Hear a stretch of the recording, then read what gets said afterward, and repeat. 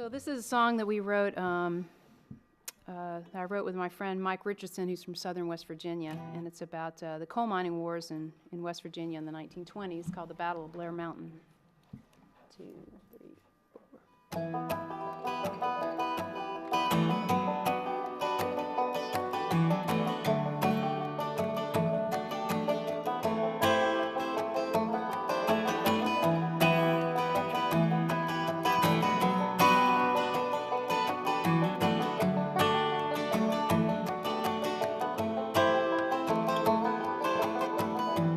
Find a vein, drain the black gold. Open to God that the timbers hold. Like my father before me, it's all I know. We live only to harvest the coal. Harvest the coal.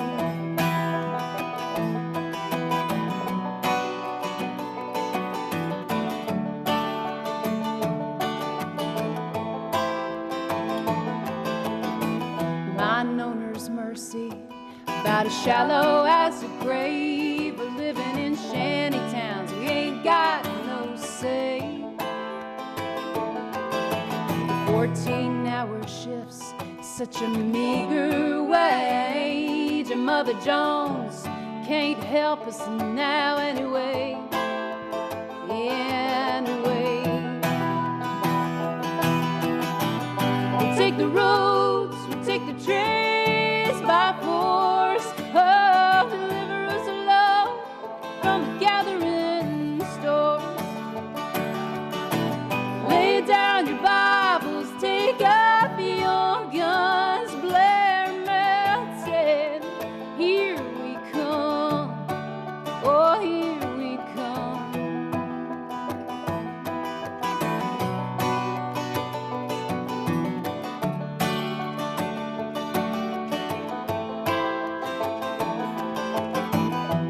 Red bandanas that tell us what side you're on. Yeah, we're the rednecks of the Union 1921. We'll leave tonight at 13,000 strong and take the fight to Blair Mountain before the dawn. Before the dawn. We'll take the roads, we'll take the trains by force. Oh, deliver us love from the gathering stores. Lay down your Bibles, take up your guns. Blair melted, here we come. Oh, here we come. Oh,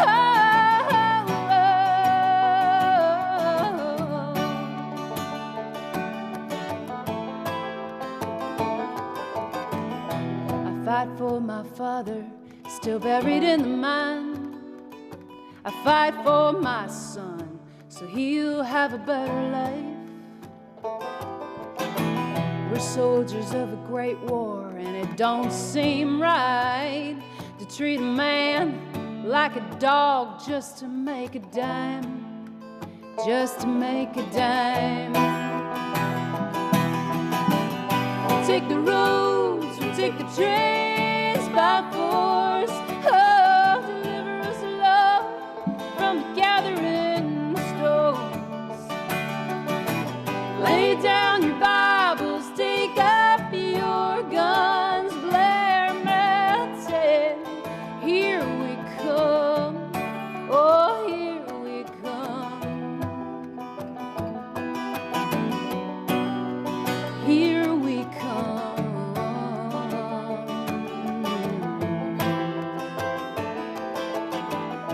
So find a vein, drain the black gold. You better hope to God that those timbers hold.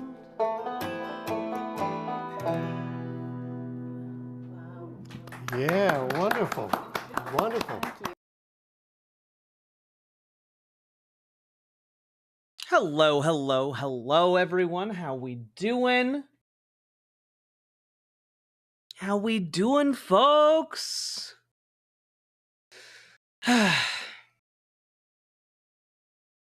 Porco Rosso line for the stream title, you know it.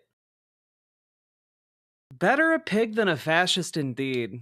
I'd take that any day of the week.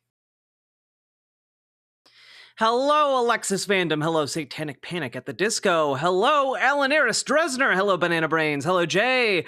Hello, One-Eyed Heathen. Hello, Ulersoth. Hello, Punky Gal. Hello, Horizon.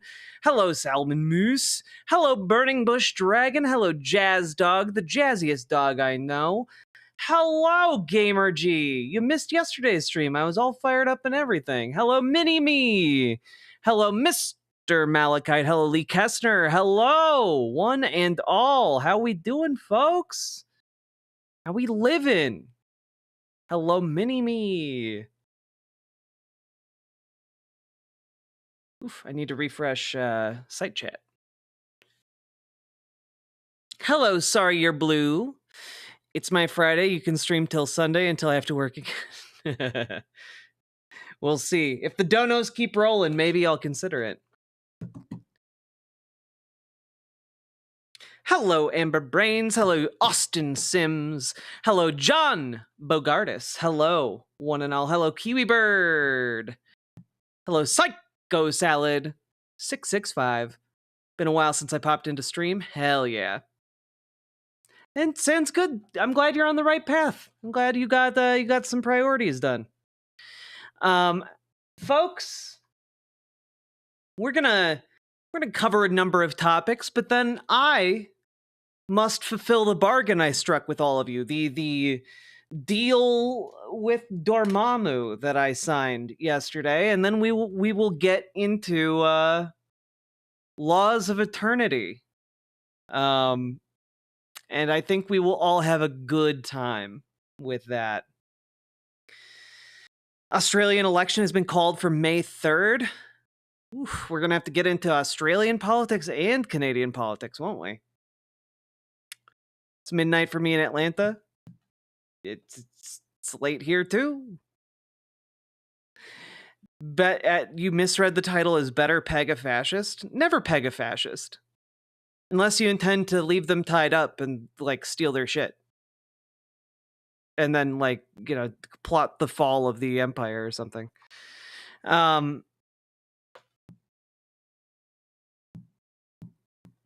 are you feeling with my fingers? Yo! Whew.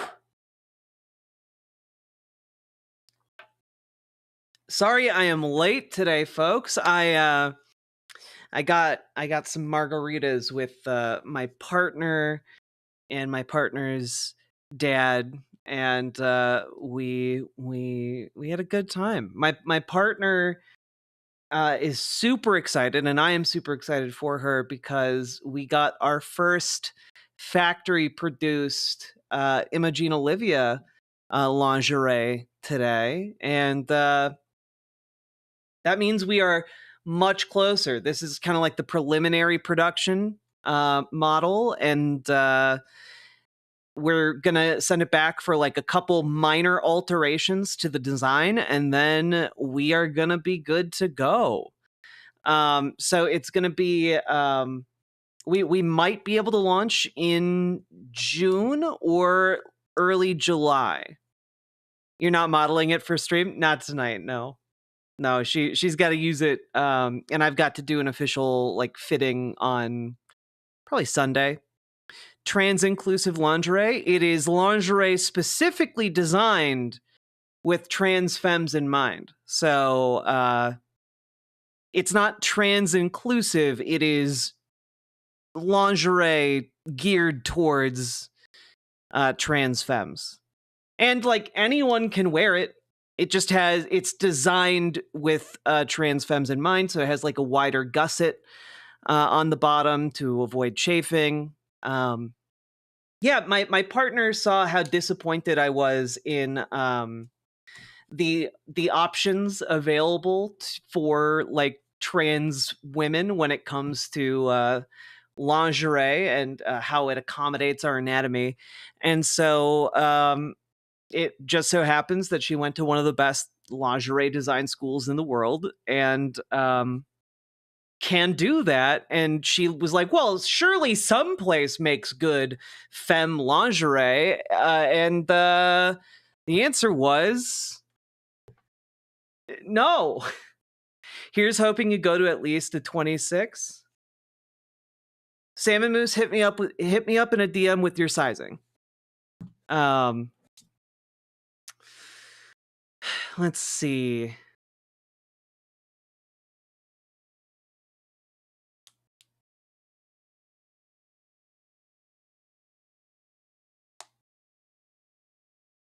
Jupiter Quake, you're concerned about a sentiment among women voters that pro-choice doesn't actually care about kids, that they care about controlling women's bodies. I don't think that's the sentiment that pro-choice people have. Are there going to be bras with smaller cup sizes too? I'm having a hell of a time finding bras for everyone, especially pretty ones. Yes, the bra sizing is also going to be inclusive, largely geared towards larger rib cages and like smaller chests, but it's going to basically our first season, we're going to be getting a lot of sizing data. We're going to want people to put in like sizing data and email addresses so that we can like ensure that for our second season or for our second round of season 1, we can get sizing that accommodates folks. Because that's one of the bigger challenges for lingerie geared towards trans people. It's just unconventional sizing that deviates from normal how the underwear industry works. So getting that feedback is super, super important for us.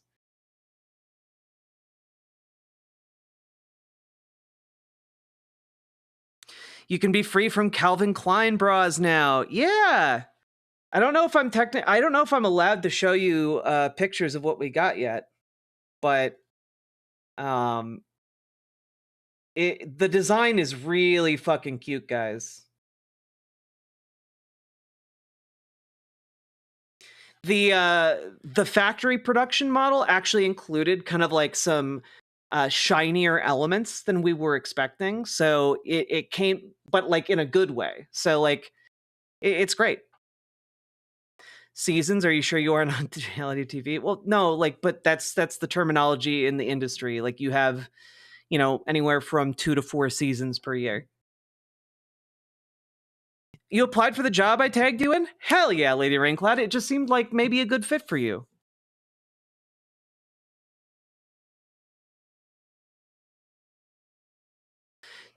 Ford, welcome, welcome, welcome. Thanks for migrating from leftist mafia. Let's go. Send it to me on Signal. I'll make a group chat. I don't know what you're talking about. Beep boop.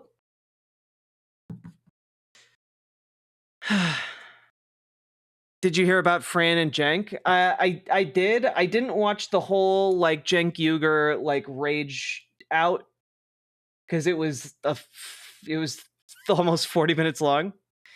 I'm thinking maybe it might be worth going over that just because frankly, I know it does well in the algorithm. I know it does well in the algorithm. It's a video that's guaranteed to like bring in like, I don't know, 40, 50 new subscribers.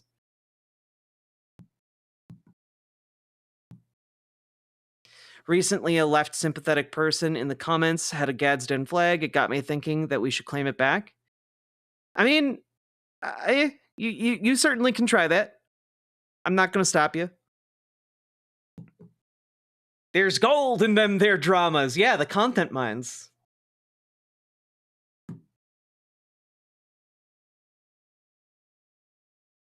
I wonder when the post-fascist era comes, will Jank beg for forgiveness? No, he's going to lean harder into conservative content.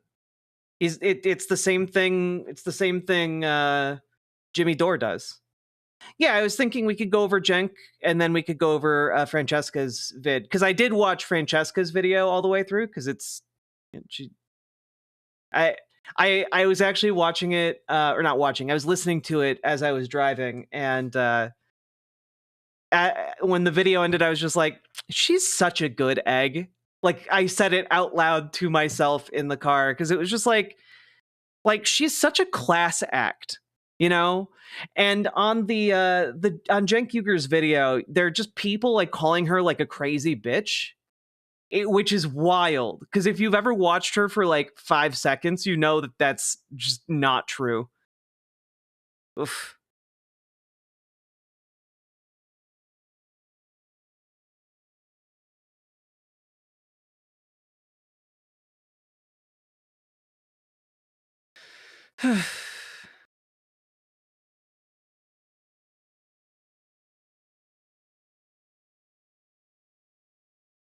Yeah, Francesca and Emma Vigland are good eggs.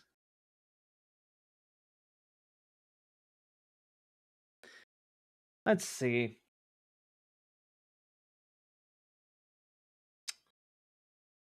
Let me set that up.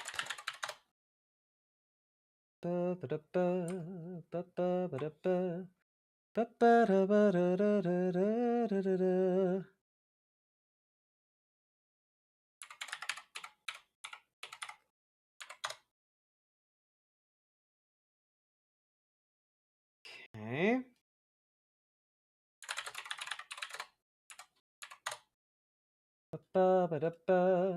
Welcome to the damage. I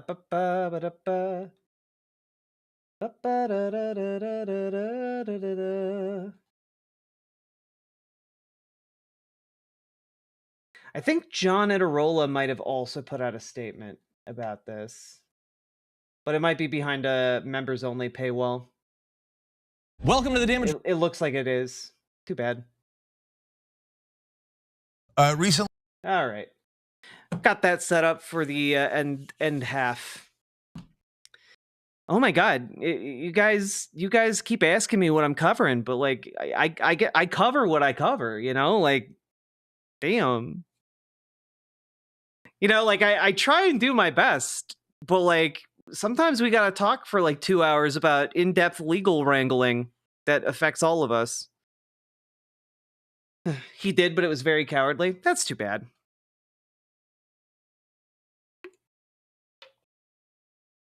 Dude probably wants to keep his job. What's the other outlet you're streaming from? I stream on YouTube as well. Greetings and merry meet from the abyss. Jupiter Quake here with quick tips and more general silliness. Yeah, also, Ford, there are no ads on the YouTube stream. I can't run adless on Twitch because Twitch is shit. So you can just come watch without ads over on YouTube. And then that way, if you want to subscribe, you're not being strong-armed by desiring to watch my stream without ads. You're just doing it because you like my content, which is honestly how I prefer people subscribe to me. I don't like there being an element of like the content is being rendered unpalatable because of advertisements. Or you can come to site chat. Very true. Riverboat.gg. Whew. Also, Jupiter Quake, thank you for the $6.66 super chat. Thanks for getting us kicked off. Supporting the stream right off the bat. And folks, of course, remember, hit that follow button on Twitch. Hit that subscribe button on YouTube.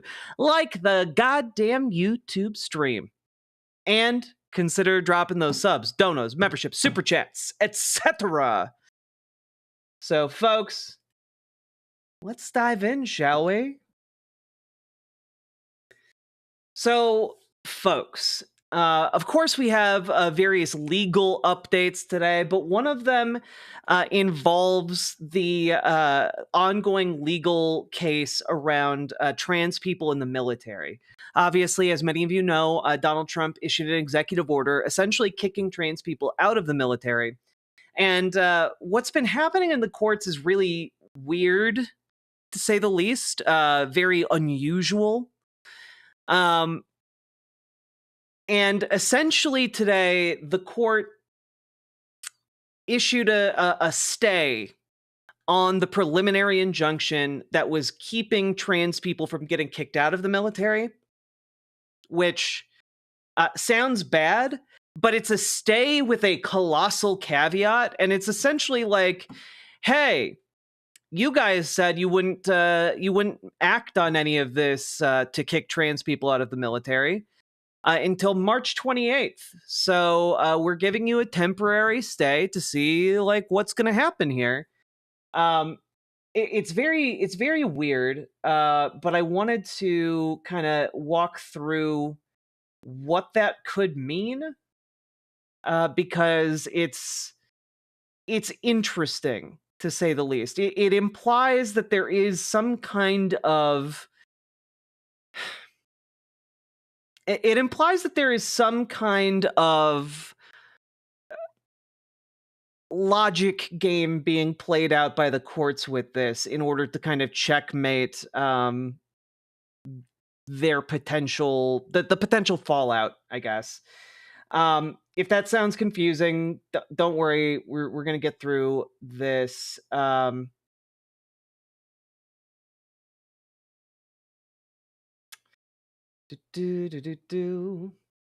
Yes, here we go.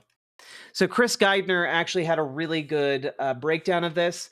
The DC Circuit issued an administrative stay of the preliminary injunction blocking Trump's anti-trans military ban. The order also directed that the plaintiffs can ask the court for the stay to be lifted if any action occurs under the policies that negatively impact service members. So essentially, the stay got put in place, which means that the preliminary injunction is no longer in effect temporarily, right? But they can, like, the people affected, if they get kicked out of the military, can then petition the court to step in and stop the stay, in which case it is then illegal to have acted upon that, and they don't lose their jobs in the military. It's very bizarre. It's very odd, you know? And Chris Geidner attempts to explain this. What does that mean? The judges aren't ready to rule on the Justice Department's motion for a stay pending appeal in either direction, but they also understood that an administrative stay could lead to separations beginning before they can rule on the stay pending appeal request. This is because the Defense Department previously stated that only that no involuntary separation processes may be initiated until March 28th. As such, the appeals court judges are, I believe, signaling to the Defense Department to hold off on beginning separations while they consider the request. The DC Circuit is extending that stay, the stay that U.S. District Judge Anna Reyes had placed on her own injunction. But if the Department of Defense begins separations or any action harming service members before the court can rule on the stay pending appeal request, then the judges stated that the plaintiffs should immediately let them know, and they will consider lifting the administrative stay, which would then immediately put Reyes's preliminary injunction into effect. Under the briefing schedule set forth in the order, this will be in the status in the case for at least the next week. So, like, it's bizarre, but it is still on the side of service members. This sounds like nothing happens, but with extra steps. Yeah, but while still signaling support for service members. Absolutely. Jupiter Quake, thank you for the $2 super chat. And yes, vote Susan Crawford for Supreme Court on April 1st if you're in Wisconsin. What is a preliminary injunction? Okay, so you guys know I've talked about TROs while talking about these legal cases. And a TRO is a temporary restraining order. It's basically the fastest thing that a court can do to put a stop to a behavior that the court thinks could potentially be unlawful, right? If you want to think of it as kind of like a more powerful version of that, a preliminary injunction is kind of like a Pokemon evolution of a TRO. It's longer lasting. It's a more serious and more considered ruling beyond just a temporary restraining order, which is not intended to give long-term relief. A preliminary injunction then goes into effect after like the TRO is considered, and then that kind of stays in place for a longer period of time. So that's I hope that clears it up a bit.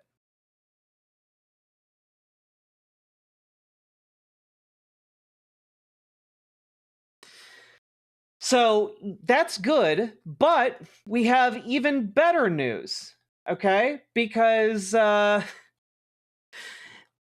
what's happening in the district court, yeah? However, we got something going on elsewhere in the country, specifically in Washington State, everyone, because Washington State has a federal judge as well. Surprise, surprise. It's like they're everywhere. And the federal judge in Washington has issued a nationwide injunction blocking Trump's anti-trans policy. So you've got the DC Circuit Court federal judges basically going, yeah, we're on the side of trans service members, and you've got Washington State federal judges going, yeah, we're on the side of trans people in the service. So yeah, it's great. Now, just as a heads up, the judge in the Washington case is named Judge Benjamin Settle, and he was appointed by George W. Bush. So, like, he's not a liberal justice. He is a conservative justice. Additionally, there, folks, here is his closing statement from his order. The government's arguments are not persuasive, and it is not an especially close question on the record. The government's unrelenting reliance on deference to military judgment is unjustified in the absence of any evidence supporting the military's new judgment reflected in the military ban.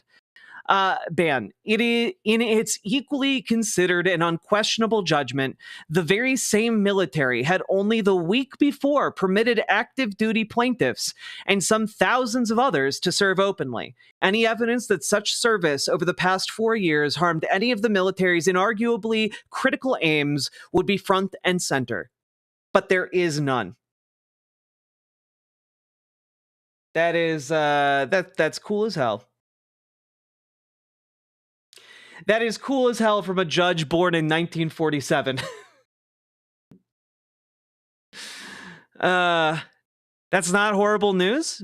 I know, right? That's great. Good stuff can still happen, folks. Believe it or not.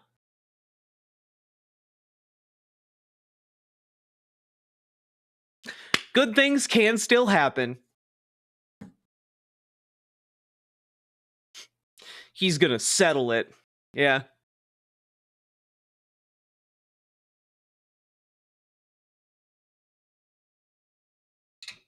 Some judges don't fuck around. Too true. I should note that the VA has killed most, if not all, trans care for U.S. veterans, save for HRT. Yeah.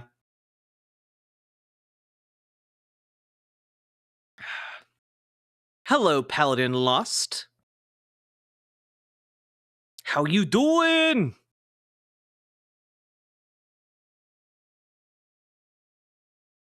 The judge's ruling seems like one that would be obvious to everyone. I mean, yeah, but the cases are being brought and need to be ruled on by judges who can see things that are obvious to everyone. Not great? I'm sorry about that. Title of the video, a Porco Rosso reference. It is indeed poco curante.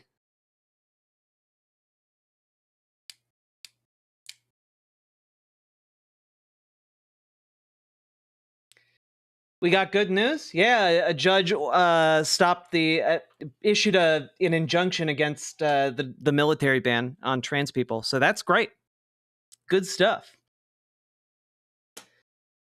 Whew. Was the hodgepodge ruling at the DC Circuit supposed to give the judiciary time? No, it's supposed to like kind of force the hand of the Department of Defense. That's what it was supposed to do. But like, it's rendered irrelevant by the injunction issued by the federal judiciary in Washington. I'm sorry to hear that the Gallatin's dad is sick.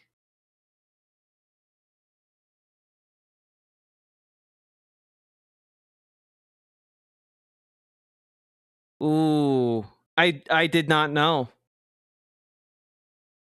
The Gallatin went home for a while. Her dad is sick. We just made the collective decision not to risk her coming back to the US on her visa. I don't even feel safe crossing the border considering my social media presence. Yeah. I mean, I think you would be fine crossing the border as a citizen into Canada. But I understand. Oof. I'm sorry.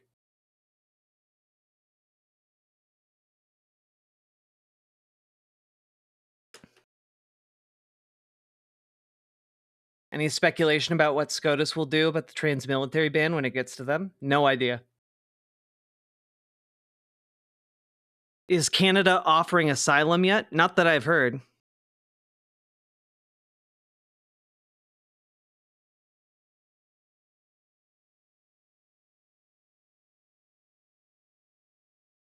Well, I mean, there's a solution to that, tired and trans, and that's not bringing your phone, right?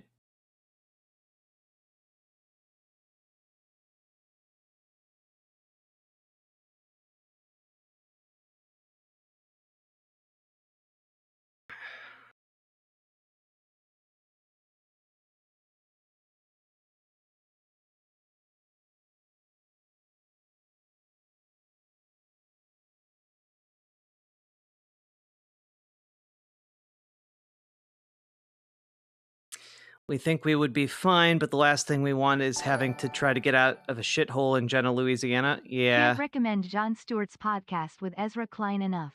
Goes over why so many Dem bills are doomed from signing because of needless requirements. I mean, I'll check that out. I'm not a huge fan of Ezra Klein. Dude seems kind of not great, kind of low key shitty to me. But I haven't looked into him enough. I do like Jon Stewart though.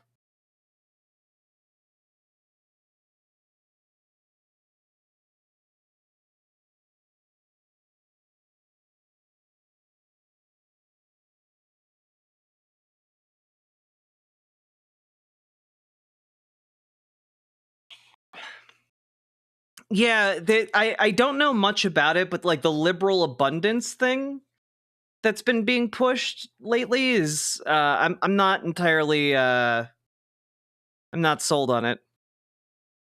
Thank you for the 5 gifted tier 1 subs though, Sake Tanuki.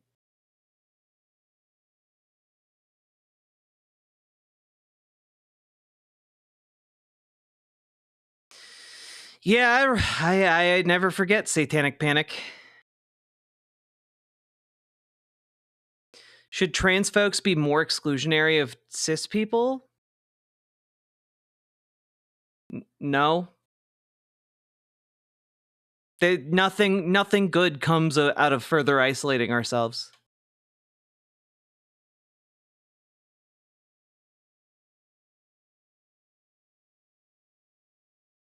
The solution, as it ever was finding solidarity with more and more people. One thing I am going to talk about real quick is that Republicans seem to be getting really scared over how active the grassroots Democrats are. Canada may be offering asylum soon. Check out the case involving Caitlin and Ted Berg. If that family gets asylum, the floodgates will be thrown open. That'd be great. I haven't heard about this case. I'll give it a look. Not an endorsement of anything else from him, but just the discussion of the 14 steps required for the broadband expansion funding in the infrastructure bill. Okay, yeah, I would trust Ezra Klein on that. I do think that he, as kind of a wonky Happy to type, hear about the injunction, but would know what about that. news of those planes with the people disappeared without due process and taken to concentration camps? I don't know. No news. I gave you guys the news yesterday, which is that the Alien Enemies Act is still batted down by the courts. But that case is still going to continue to play out for weeks to come. Saki Tanuki, thank you for the 5 additional tier 1 subs. Alexis Vandam, thank you for the $5 super chat. One-Eyed Heathen, thank you for the $5 super chat. I should have done more research before coming here. I've got no idea what's going on. Well, there's a solution to that, and it's just asking questions, because I'm always happy to answer questions. Lance from the Surf said LGBTQ people can apply for asylum in Canada. Well, that's cool. That being said,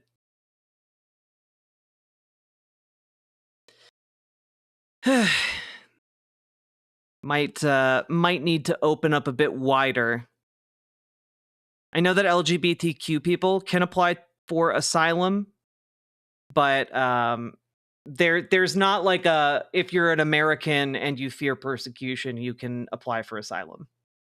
At least not yet, as far as I know.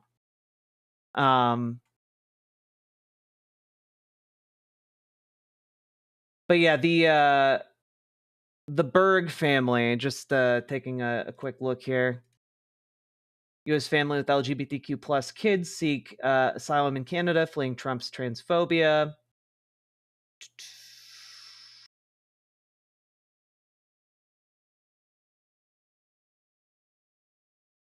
Canadian border agents said the family had a slim chance of being granted asylum, but they pushed on regardless, eventually finding shelter in an Ontario hotel. Yeah, it's rare for asylum applications for Americans to be approved. Yeah, so right now the asylum floodgates are not open, quote, like broadly to Americans. You can apply for asylum under like persecution of LGBTQ people, but like it's rare. And I'm kind of with GamerG there that we're not quite at that point, but like I saw a really good point, and it's simply that the Trump administration lacks the ability to actually carry out the mass deportations that have been promised to his base. And so instead of doing mass deportations, they're instead targeting individuals that will get a lot of press in order to create a climate of fear that they can then use to say to their base, look, we're doing things. See, the liberals are mad. Haha. Yeah. And yes, one of the things I was going to mention tonight is just that there's a new executive order trying to strip collective bargaining rights from unions, and also even the right to unionize from federal workers, and like that's also not going to fly. Like a lot of these things are not going to fly in court. And the main issue with this is that even though they won't fly in court, they may come into effect temporarily before the court shuts it down, you know?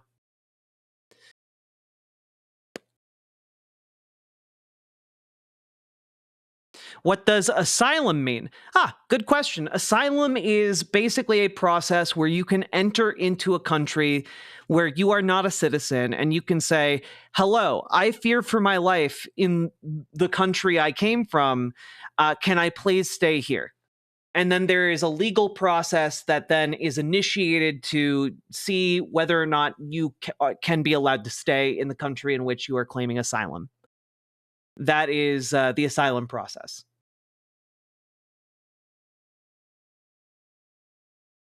The executive order is federal worker unions.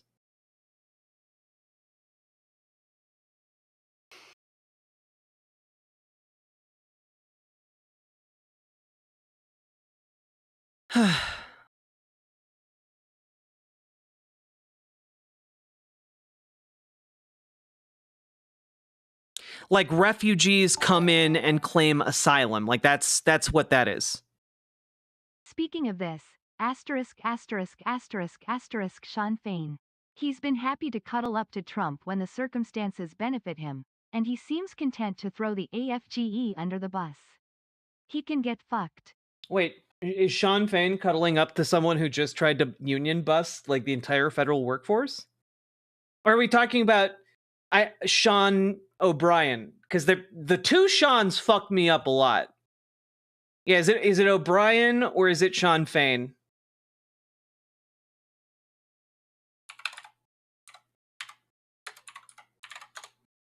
Sean Fain. Oh, damn. Well, damn. All good things come to an end, huh? God damn it, Sean. You were the chosen one! God damn it. I mean, I guess it's not what the fuck is wrong with him. Well, what's wrong with him is that he represents auto union workers in America, and, essentially he wants more cars to be made in America, because more cars being made in America means that the people his union represents have more jobs. And, UAW president applauds Trump administration for tariffs on foreign-made cars, says it ends free trade disaster. So he likes the protectionism because he is in a protected part of the economy.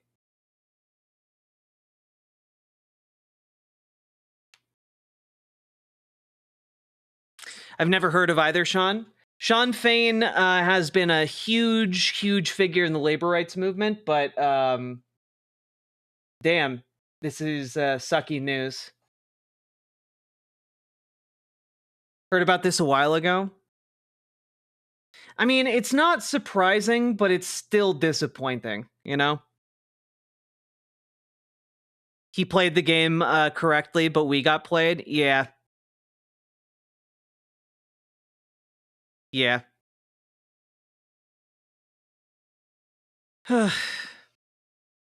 Yeah, Sean Fain was supposed to be the cool one, but, when you start supporting a fascist's tariff policies, that kind of loses you some credibility, I think.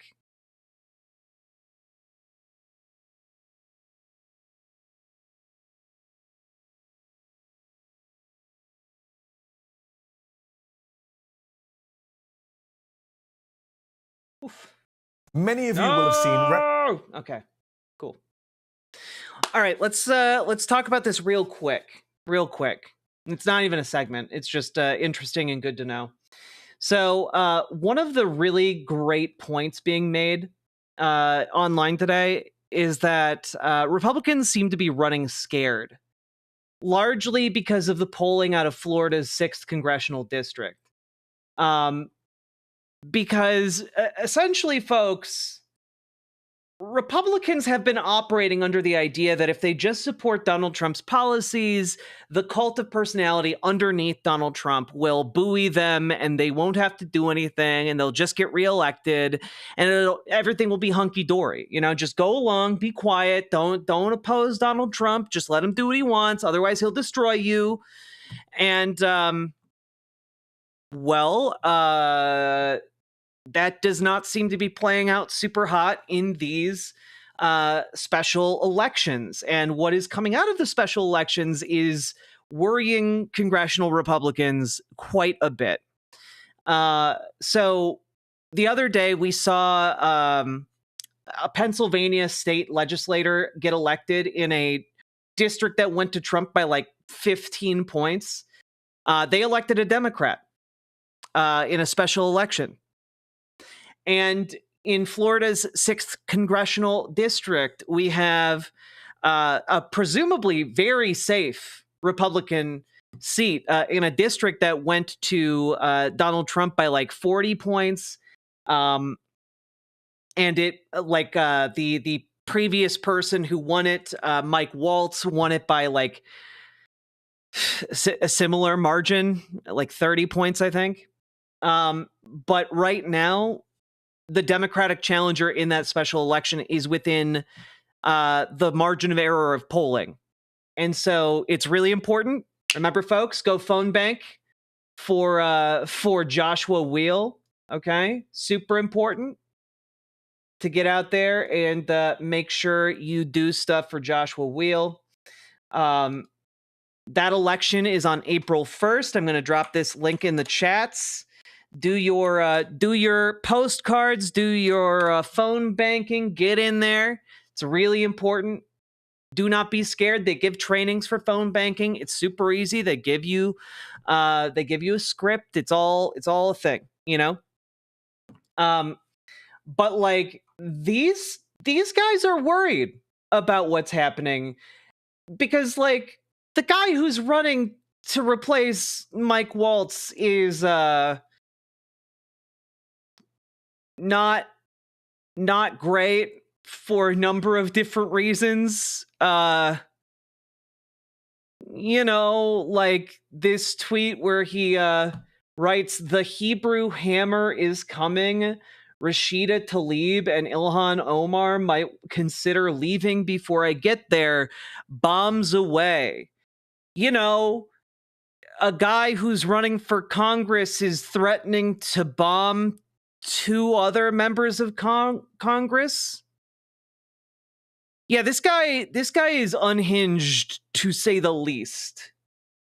So, if anything, guys, please consider phone banking so this guy gets nowhere near Congress. Okay? Yeah, it's not good. It's quite. I mean, I don't really know. I don't even really know what to say here, but let's take a look here. Joshua Marshall, editor-in-chief of Talking Points memo, pointing out that not only are Republicans worried about Florida's 6th congressional district, they're also a little spooked about Florida's 1st congressional district. That is the district that Matt Gaetz abandoned. And Republicans won that district incredibly handily when Matt Gaetz was running. But the fact that the tide seems to be turning on Republicans and that people are just angry as hell, specifically many Democrats and many Republicans too, are also saying, hey, wait a minute, you guys want to take away my health care? You were supposed to take away other people's health care, not mine. Wait a minute, you want to take away my VA benefits? You were supposed to cut the fat at the VA, you know, like all those other people, not mine. You know, they're suddenly realizing, oh, wait, the leopards are eating our faces. Well, we don't want that. So there are people, even in these deeply red districts, that are saying, oh, okay. But the point that Joshua Marshall brings up here is one that I hadn't considered because I always forget about internal polling.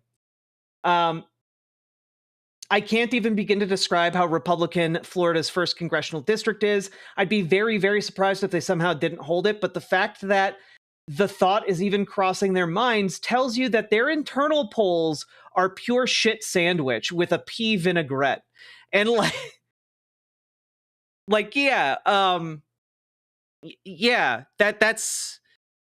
that's the editor-in-chief of a pretty centrist publication, Talking Points memo, and like I think it's a good point.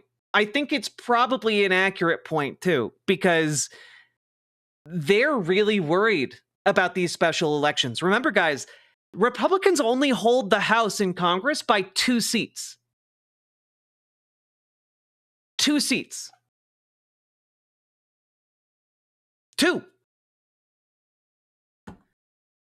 And so what we're kind of looking at here is, well, I mean, I think we're looking at what a lot of members of Congress are looking at. how the special elections are going to turn out are going to determine what a lot of people in Congress and the Senate do. And by people, I mean Republicans. Yeah, they're panicking because if Democrats win enough seats in the House and flip it, things are going to get really bad for them.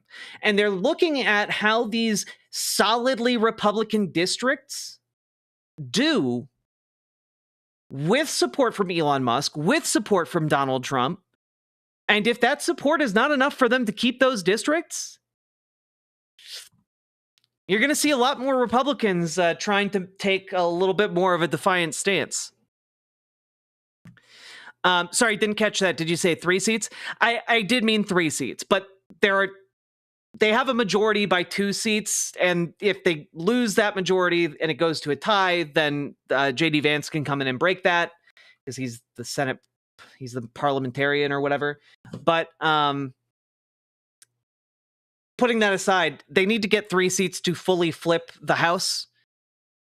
Yeah. Yeah, the reason they recalled Stefanik is that if they lose Florida's 6th, they're in trouble in New York's 21st. Exactly.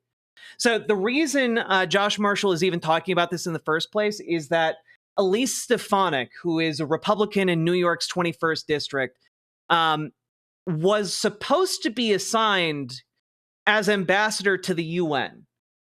But that got cut short and she got sent back to Congress because they realized there is a very real chance that she could lose her, that seat could flip. Okay?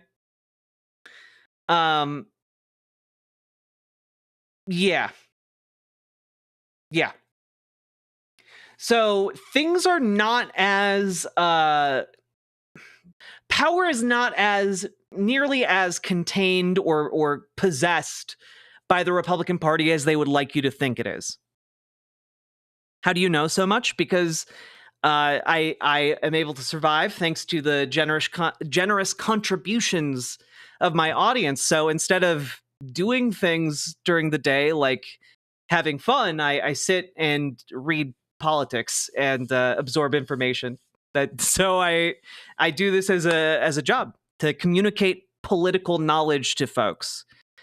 Because I think a lot of people tend to absorb a mainstream media approach to politics. And that mainstream media approach to politics is you have no power. You have no influence. You can't do anything. Just shut up, read our newspaper.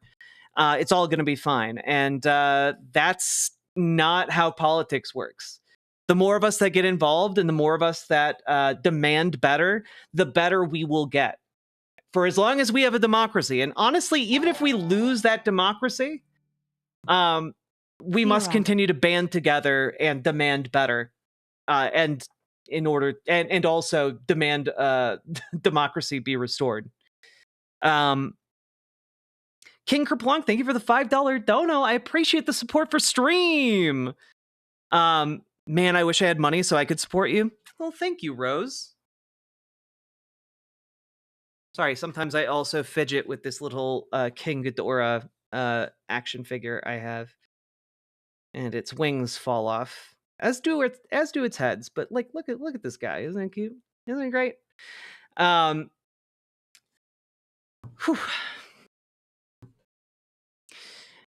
Paladin Lost writes, in Congressional District 1 in the far northwest of the state, encompassing Escambia, Okaloosa, Santa Rosa, and parts of Walton County, Valmont raised $6.3 million from January 9th through March 12th, compared to her Republican opponent, who raised $1.1 million. Been a rough week at my job. Even with the depression, I am going to be ready for the protest on April 5th. Hell yeah, Andrew S. That's the attitude I want to see. Getting out there even when it's hard. Let's go. Thank you for the $5 super chat. Oh, Maddie. Donating on Rose's behalf. That is sweet as fuck. Thank you for the $5 super chat from you and Rose. Paladin also writes, I work in IT, and when I'm doing things, I absorb a lot of news and educational stuff because I'm a fucking weirdo. Yeah. but the best kind of weirdo. Kindly request the return of the bohage. It's just been chilling off screen, but it's still there. Sometimes I have to take it off because for whatever reason, like the light is angled different, and then it like casts a shadow on my face. Whew.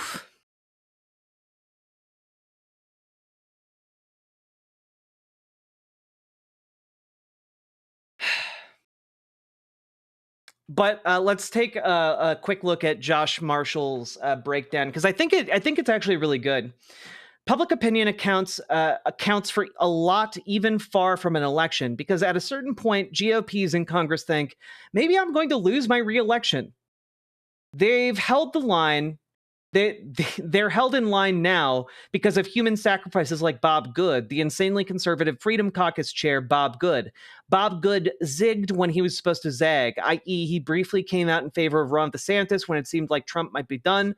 Once it was clear Trump was in, old Bob made it crystal clear that even though he was kind of sort of nominally supporting DeSantis, he really couldn't wait for Ron to drop out so he could get back on the Trump train. It was too late. Trump took him up to the sacrificial slab on top of the pyramid, gutted poor Bob, and hucked him off the side so his carcass did a slight thump when it hit the ground. But there are lots of ways to lose your House seat or your Senate seat. If Wheel wins on Tuesday, things will start getting weird. And remember that this is a very Republican seat. Waltz just won it in November by a ratio of almost 2-1. In political terms, it's kind of like horseshoes and hand grenades. Close can be good enough. Yep.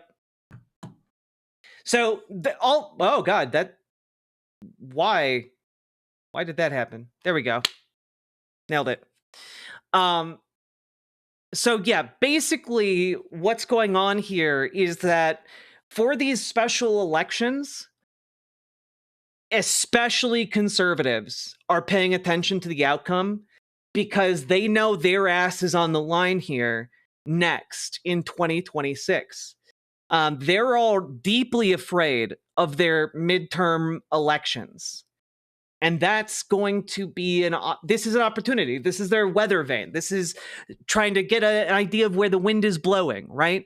And they are scared because, you know, when Democrats, when left-leaning folks turn out at these mass protests, when they keep growing these Tesla takedown protests, and I believe there are only like 3 more dealerships of Teslas that do not have a Tesla takedown protest yet. All the rest of them in the country have dedicated Tesla takedown groups. But they see these protests getting bigger and spreading, and there is I can guarantee you, there is no money going into Tesla takedown. That is almost a completely grassroots effort. Like, you've got a few people donating like graphic design expertise and a couple people chipping in to build a website, but like, they are not putting a ton of money into this. That is driven almost entirely by grassroots rage. And while we are all paying attention to that, that's slowly seeping into the mainstream consciousness. You know, there's a reason Donald Trump had to hold like a Tesla show floor on the White House lawn to talk about how great Tesla cars are. There's a reason why they now have a terrorism task force dedicated to anyone who like so much as keys a Tesla Cybertruck. There's a reason, and that's because those protests are making it not just into the Democratic mental framework. It's also making it into the Republican framework. And on top of that, you've got all of these protests by Indivisible popping up in every corner of the country. You've got Indivisible members in Virginia booing the governor of the state and turning up en masse to show their disapproval of the Republican governor. You've got groups in like Mississippi and Georgia turning out. You've got like there are a lot of people that are so angry right now, and they're doing the number one thing in a country where there is a slow-rolling fascist coup taking place that you need to do, and that is get out there and be loud. Those are the two things you need to do. Get out there, be loud, and mobilize as many other people to do the same with you. That's what you got to do. And people are heeding that call. And that means all of you who have not heeded that call yet, you all need to do the same. In time of increased responsibility, folks, because you being loud is what is scaring the crap out of these Republican legislators. Feeding people this Saturday with food and bombs. You helped push me to get more involved. Much love. Hell yeah, Toph. The Goblin, thank you for the $10 super chat, and thank you for participating and organizing in your community with food, not bombs. An excellent way to get involved in your community. Let's go! Thank you for the $10 super chat. Really appreciated. Hello, Dustin the Damned. So, what we need to do is we need to keep amping up this pressure. We need to keep being loud. We need to keep these Republican lawmakers scared shitless. Because at the end of the day, what is going to decide the fate of this country is whether or not they are more scared of Donald Trump than they are of we the people. That is the name of the political game, folks, that we are currently playing. And the only solution to it is mass mobilization. I wish my gov was 1/50th the man Waltz is. I am in CA. How is his tour going? How's his tour going? Well, we watched a town hall he did in Minnesota a few days ago in a Republican congressional district because they had a town hall that their elected representative decided to skip. And he was straight fire. He talked about Medicare for all. He talked about the need for government to do something, the need for states to stand alongside veterans and fill the gap while our Republican government abandons them. And his plan to do that, at the very least in Minnesota, he's been doing good. He's been doing good. Let's see. Paladin Lost says the GOP is in a mess. Stefanik is coming back and has no committee assignments, and she's no longer HRCC chair. She's coming back to a house that's moved on, but she's going to want big time committee assignments. Yeah, it is a mess for sure. And if Fine loses, he's pretty fucking unpopular in the state. There's a possibility that Johnson basically gives her nothing in order to keep his alliance together. Yeah. I don't know. I feel like there is a change in the wind, and my hope is in the people mobilizing in this country, because right now our legislators are not doing nearly enough to protect us, and the people who are in positions of power right now are Republicans, and basically leaving everyone to die, if not actively hastening their death. So our mission is to mass mobilize, to back the courts, and to make sure that we get loud, because it does make a difference. For example, Radio Free America had all of its funding cut. There were threats of deporting journalists for Radio Free America from the United States to countries that would actively kill them. And people got loud about that. People got loud. There were court cases, and funding was restored. We need to keep up that energy. Did Trump awaken a sleeping giant? In a lot of ways, yes. In a lot of ways, yes. And the goal that we need to have this time is not allow the leadership in the Democratic Party to put us back to sleep. That is kind of the name of the game that we're playing at the moment as well. Because last time with Biden, it became all about, oh, we need to return to normalcy. We need to do X, Y, Z. We need to get back to work. No more of this hoity-toity freeloading off the government dime. Hey, you guys need to work. And the reality is, Democrats screwed us. They did not actually deliver on their promise to working class voters. And I think one of the things we need to understand is that this is not 2017 again. Erica Chenoweth, a researcher of mass social movements, has a really interesting graph that I don't have handy at the moment. But she studies like the history of nonviolent protest, which, by the way, just incidentally, one of the reasons we want to push for nonviolent protests going forward in the future is because they are the most likely to result in a stable society on the other end. Okay? Because us being committed to nonviolence, us committing to nonviolence and committing to mobilizing ever more people, that allows us to then carry that power through into fundamentally changing our society in a way that, mobilizing militarily does not. But yeah, we need to make sure, and I had a tweet about this earlier, because Axios here has this article. Democrats find sweet relief in GOP's electoral woes. After months dominated by infighting, bad headlines, and even worse national polling, Democrats feel they finally have the Republicans on the run in at least one area, special elections. And it's just like, this is a picture of like Hakeem Jeffries, like smiling. Like, fuck Hakeem Jeffries. Fuck Chuck Schumer. Fuck Democratic leadership. They have left us high and dry. They have left us with nothing.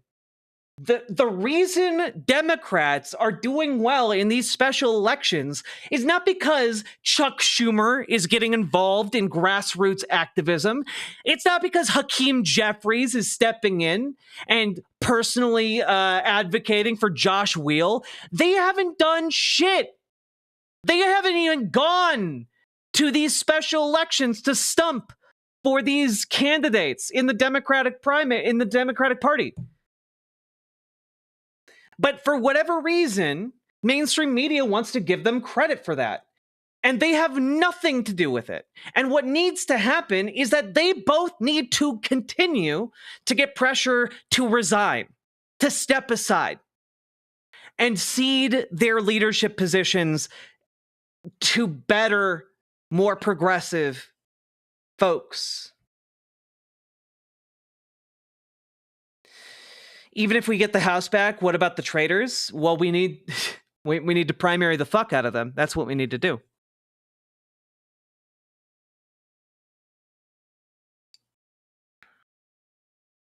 Didn't MLK Jr. teach us the lesson of being nonviolent but not peaceful? Yes. However, it's a lesson that has fallen on deaf ears. The issue is we're talking about like a current ongoing fascist takeover of our country.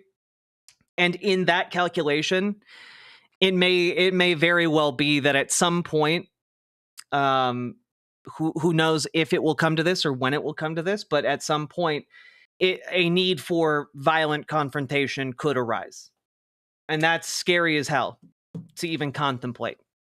But it's something we need to be, at the very least, aware of as a possibility, because no one wants to get no one wants to get surprise attacked by Nazis. To quote a speaker on a recent Majority Report episode. Who specifically do we demand resign? Dick Durbin. Dick Durbin should not be Senate Minority Whip. Chuck Schumer should not be the Senate Minority Leader. Hakeem Jeffries should not be the House Minority Leader. Full stop.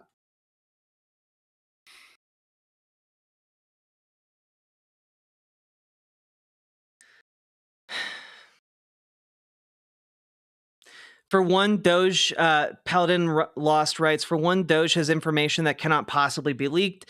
We're going to have to do something to make sure they have no opportunity. People like Akash, Boba, and Edward Corzendine can't live as free men anymore, not to mention all of the people who are just genuinely evil. Do you want to let people like Pam Bondi, Tom Homan, and Marco Rubio go? Yeah, I mean, like, that's the thing, right? Like, we're talking about people who are actively putting American lives at risk. We're talking We're talking about people who have access to information that could ruin every single American financially and socially and on every possible level. Where we're talking about people who want to take your freedom from you, you know? Hey, story girl. I think we all know that the corporate sponsors of the DNC will throw a lot of money at the people who are upholding the current status quo in the Democratic organization. Those are the people you really need to combat. It's true. It's true. That being said, that was always going to be the case. Any kind of opposition we have is always going to be backed by big money because, as the saying goes, there is no war except class war. We're going to have to consider tribunals or truth and reconciliation commissions. It may end. Yeah. I mean, like, honestly, like, there is... these scandals are only going to get worse.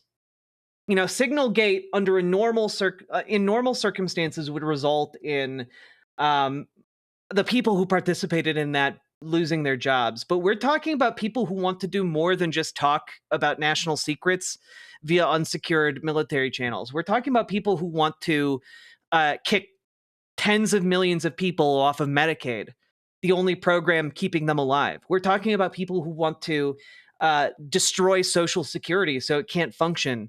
And 60% of our seniors are only able to continue living because of Social Security. So, like, if you break these two systems, the two primary targets that they have, if you break them, it is not an exaggeration to say that tens of millions of people will die. That is not an exaggeration. And so one of the things we have to take seriously here is that there need to be consequences for the people who are trying to kill tens of millions of people. Why do we focus on primarying incumbents and never secondarying them?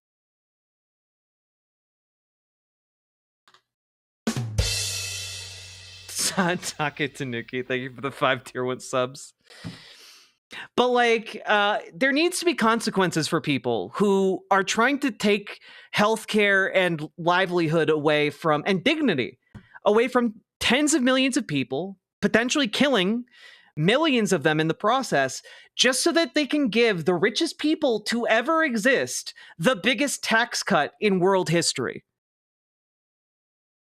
That's where we're at.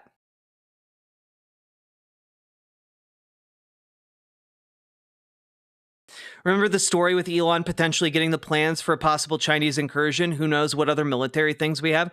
I mean, yeah, who knows what military assets are compromised at this point, too? You know? Primarily, my position here is that I do think it's worth mentioning those possibilities. But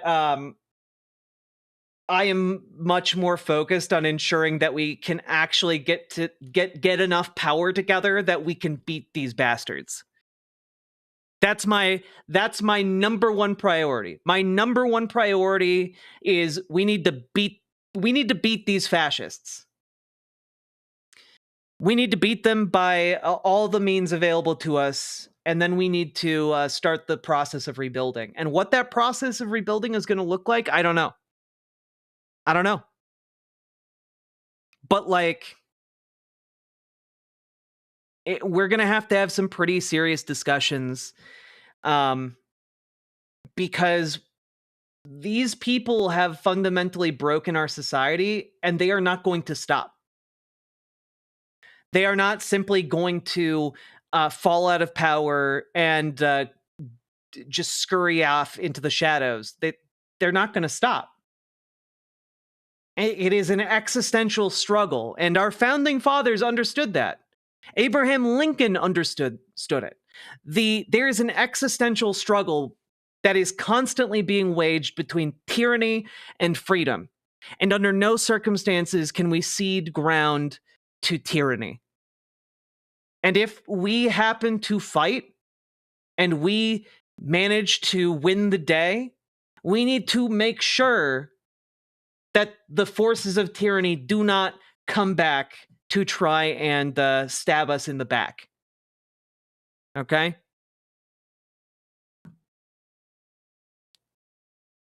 Something, something, Tree of Liberty, something, something. Yeah.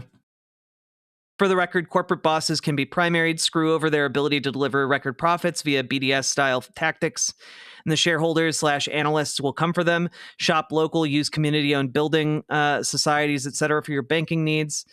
Get involved in municipal politics and mess with militarization funding for cops. I think all of that's really good. All of that is great. I think that the Tesla takedown has been incredibly successful. And for one, we should be protesting Tesla harder, okay? We should make Tesla the most toxic brand in America in order to trigger whatever loans Elon Musk has, because we all know, we talked about it a few days ago, Elon Musk has taken out loan after loan after loan to the point where I think the analogy with the 2008 mortgage crisis that caused the recession is really good. Too many people borrowed. Too many people wound up not being able to pay, and then it all collapsed. Except for him, he's just so goddamn. He has so many goddamn assets that he's gonna collapse. God, it'd be so funny if the banks repossessed Twitter, wouldn't it? Wouldn't it be so funny if he got kicked out of Tesla? Like, those are real possibilities, guys. And, like, at this point, reducing the net worth of Elon Musk is an inherent good. Anything we can do to strip money away from him is good, because right now he has a death chokehold on our politics in this country, pledging to pour tens of millions of dollars into small-time races, like he's doing in Wisconsin with Brad Schimmel. He's poured like $12 million into Brad Schimmel's state Supreme Court bid. We gotta get his opponent. We gotta get Brad Schimmel's opponent. God, I'm now blanking because my brain wants to say Janet Podhorowicz. Susan Crawford elected in Wisconsin.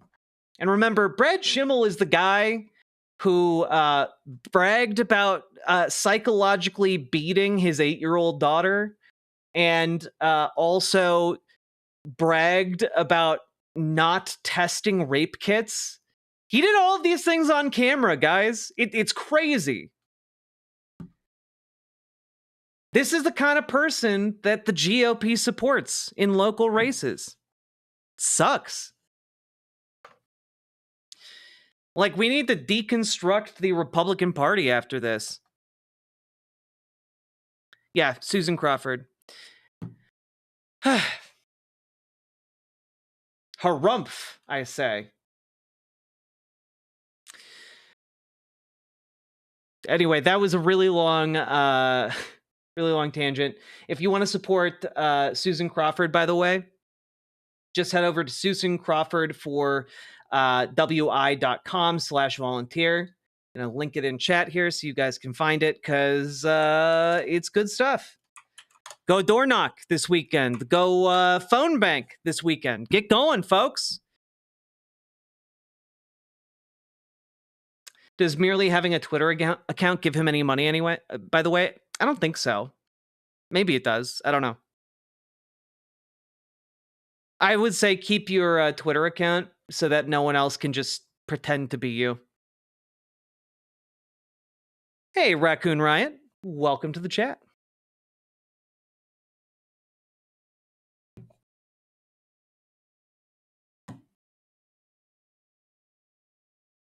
It gives money from ad revenue. I guess it technically counts as you being a user, but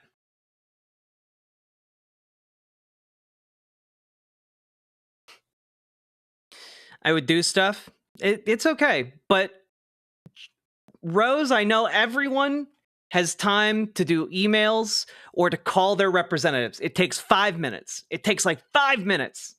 And there is a great website you can use to find the contact info of your elected representatives to call them about various issues that you're concerned about. Here is 5calls.org. Make your voice heard. You can call about things that are concerning to you or choose from like this list of different scripts you can base your call on. It's really good stuff, and it genuinely works to pressure elected officials, regardless of whether they're Republican or Democrat. You can talk about, for example, hey, I want you to fight and protect the CDC's HIV prevention division because that's being cut by Donald Trump and Elon Musk. You can call to let them know you want Elon Musk gone. You want them to protect our democracy. You want them to uphold their constitutional oaths. Those are things you can talk to them about. If you have a cheesehead, like I do, bring it to canvassing in WI. It ups your credibility 300%. That's very true. They do like their giant foam cheese hats. That might sound like a joke, but it's very true. People in Wisconsin love those hats. Okay? You give out good resources. Those of us trying to actually resist effectively appreciate it. Yeah, I think so too. I'm trying my best to give people productive avenues to engage because holy shit, all of this is maddening. Additionally, folks, if you are interested in like making memes or propaganda in order to go after Elon Musk or Donald Trump or insert Republican figures, we have a new channel on the Discord called Agitprop. And if you have any skills with memery or graphic design, head on over there and get creative with it. Okay, we're trying to find stuff that people trying to find and make stuff that people can print out, share in their communities, turn into pamphlets, or put up as posters, that kind of stuff. I think it's a great idea. I know a lot of you have skills in that area or interests in that area. And so that's another avenue for you guys to use those. And you know what? The best thing about memes, guys, some of the best memes of all time are goddamn stick figures. So, like, if you're interested in, like, trying to meme, give it a shot. Like, literally, some of the best memes of all time. Like, how you doing, son? Are you winning, son? Is like a stick. It's a stick figure meme.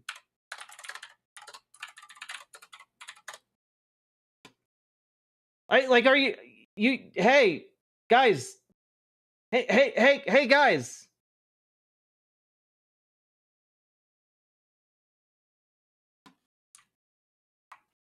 Do you think you can make something like this? Guess what? You can make Agitprop. You can do that. So don't feel like you have to have like a high level of skill, okay? You can do it regardless of where you are in skill. Okay? Yeah, if you're looking at that, exactly, Rose. If you're looking at that, you're like, I think I could do better. Embrace that. Join the Agitprop channel in the Discord and get memeing. I've got ideas. Hell yeah, Raccoon Riot. Let's go. Hey, Van Briggs. Did we ever get a shimping group going in Discord? We Gamer G, you're like the Signal a shimping group. I don't know what that means. I'm so sorry. I thought I did, and then I was like, wait a minute, I don't know that I do.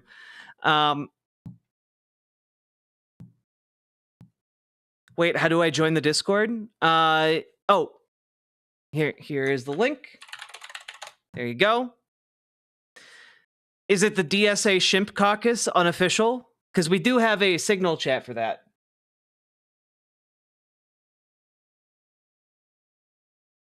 At what net worth do you draw the line between good and evil? I don't think that's a meaningful question.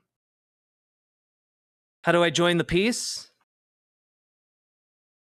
I don't know what that means. Are you asking how do you join the Discord? Because there's a link right above your comment. Some maritime shimping, indeed.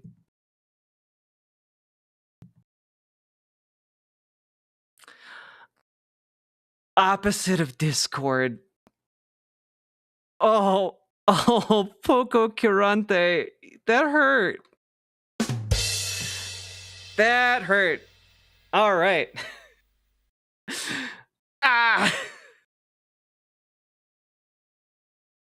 Oh, I thought you'd yeah, Paladin. Did we put something together for the with the shimping roll? The shimpsters, the jesters.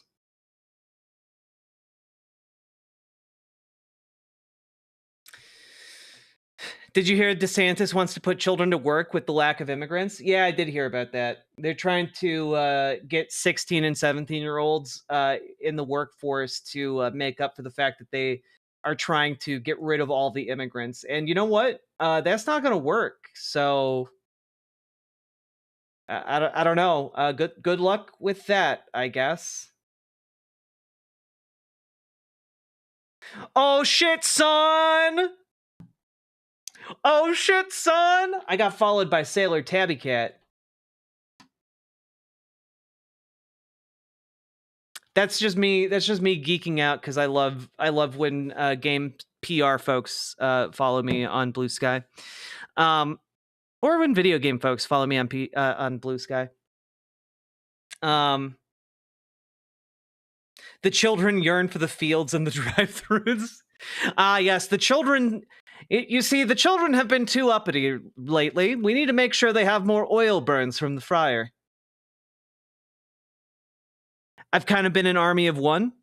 Well, if you want to create a channel for shenanigans in the Discord, you certainly can. A channel for shimpnanigans, etc. What happened to DeSantis railing hard on the Save the Children stuff? Well, what happened is he never gave a shit about that. So let's see.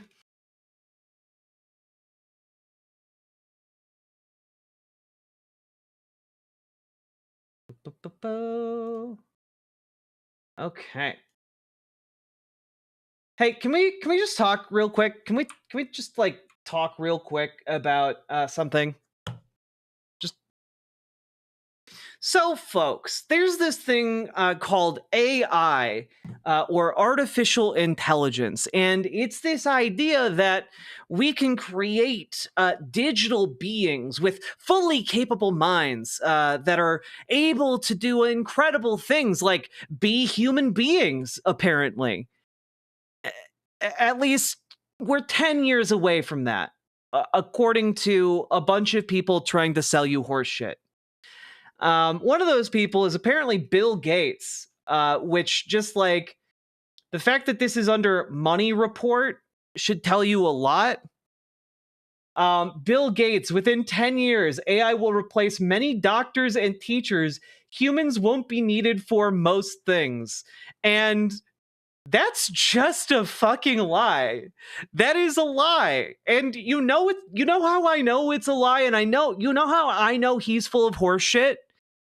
Microsoft recently closed down 2 of its planned data centers. They scrapped like $2 billion worth of data centers. You know? It's crazy. Van Briggs, I have no idea. Discord be like that sometimes. So, yeah, basically, let's just hear his reasoning. That's what the Microsoft co-founder and billionaire philanthropist told comedian Jimmy Fallon. Ah, yes. Truly a meeting of the minds. At the moment, expertise remains rare, Gates explained, pointing to human specialists we still rely on in many fields, including a great doctor or a great teacher. But with AI, over the next decade, that becomes free, commonplace, great medical advice, great tutoring.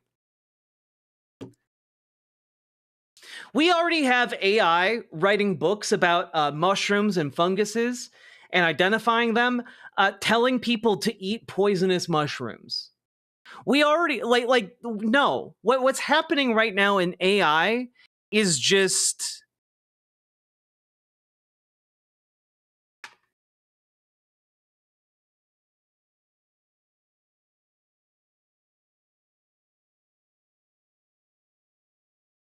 man, I don't know. I don't know why you're getting this is what I get when I click the link here, Van Briggs, which is not what you're saying. So I can't tell you why it's saying what it's saying, but not tech support.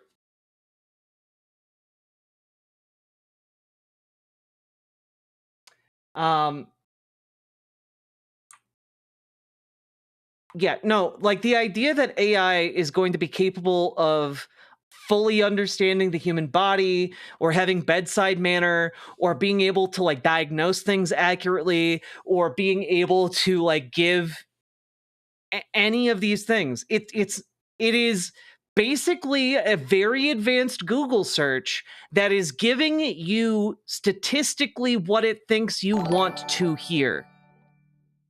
That is what it does. It is not a doctor. It is not a teacher. Also, there is no like I don't know. I've taught kids before. I was a camp counselor for about 2 years. Children need human interaction. They cannot process and will not get anything valuable from interacting with an AI masquerading as a human being. It just won't. Okay?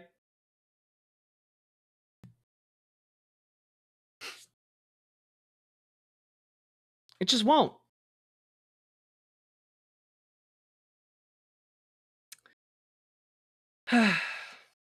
It's so frustrating. And I need you guys to understand, why is Bill Gates saying this? Bill Gates is saying this because he's looking for people to buy Microsoft stock.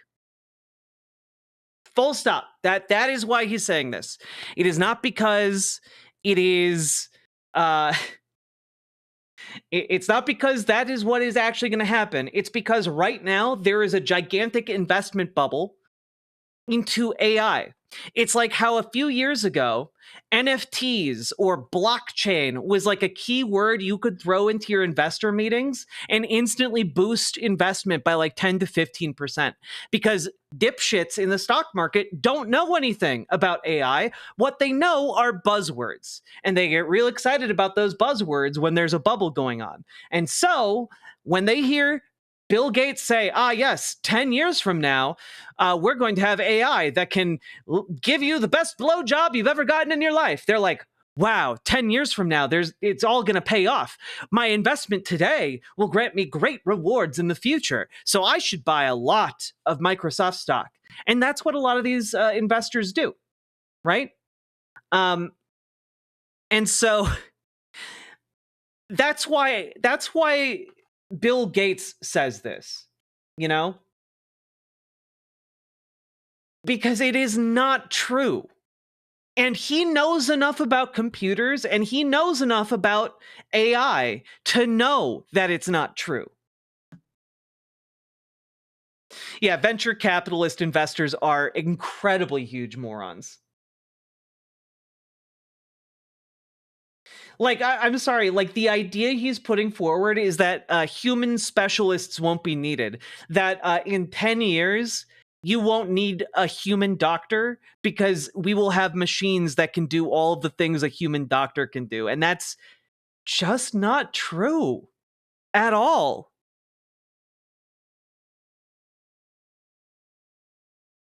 Yeah, this is all like Theranos, like the idea that you're gonna have just a blood test and it's gonna be able to know all about you, and like, no, obviously not.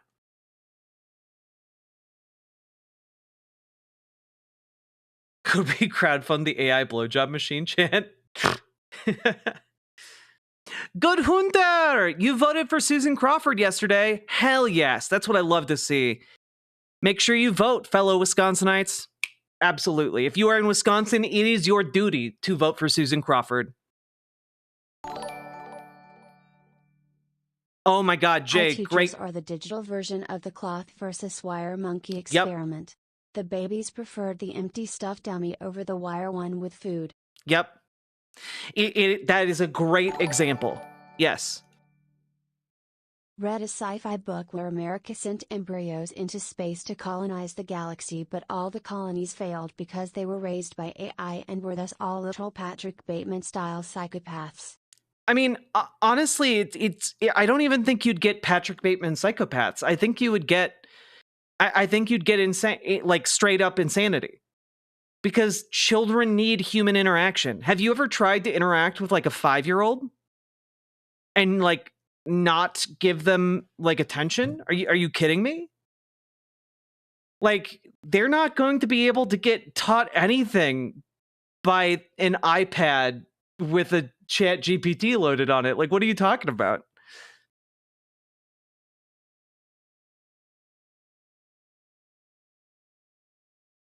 God.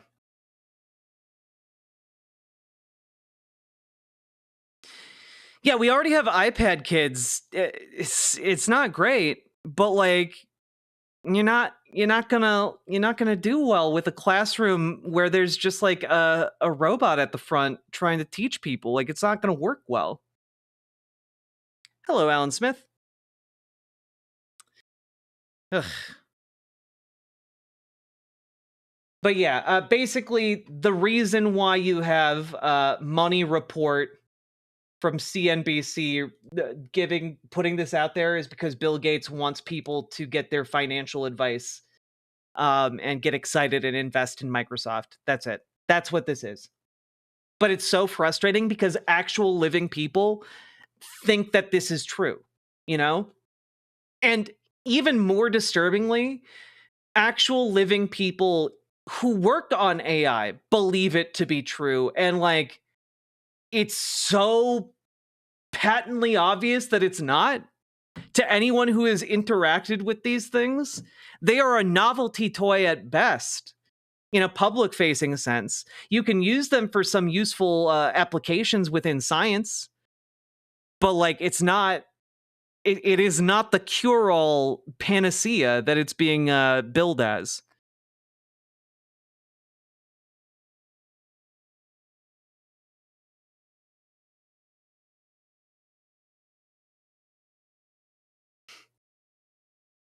God. Anyway. And we're going to get to another AI story here in a second, but like,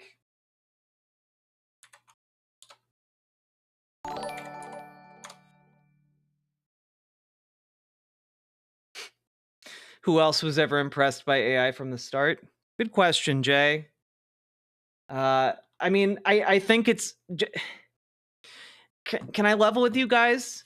Genuinely, I think it's a bunch of like software bros who watched The Matrix, completely missed the message, and thought, hey man, we should make AI like The Matrix. We should make AI like the movie AI. Haha, wouldn't that be great? Haha.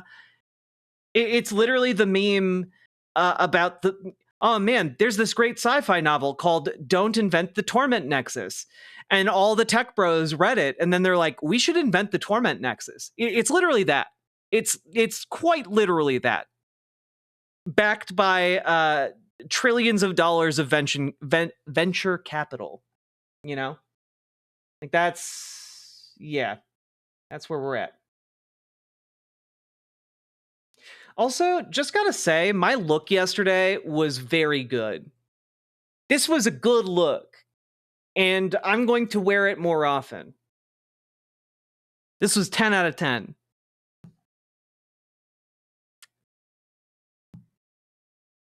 I was a goddamn baddie yesterday. Love the gloves. Aren't they cool? They just elevate anything. It's good stuff. Okay, but like, get it, girl? Yeah, exactly. I'ma get it. Just because I can look like a soccer mom doesn't mean I always look like a soccer mom.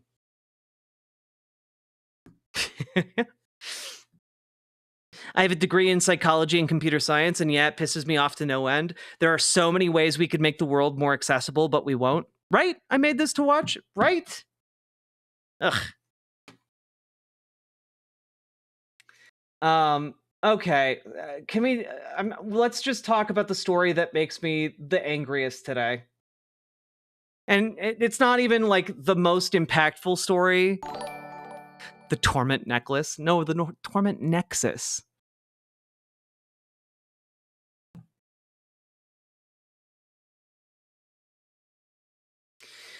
So, folks, we have arrived at like a mask off moment for what the folks pushing artificial intelligence actually care about, and that is, of course, violating artistic integrity and copyright, and basically subsuming and absorbing all possible information into their stupid machines that only make everything they touch worse.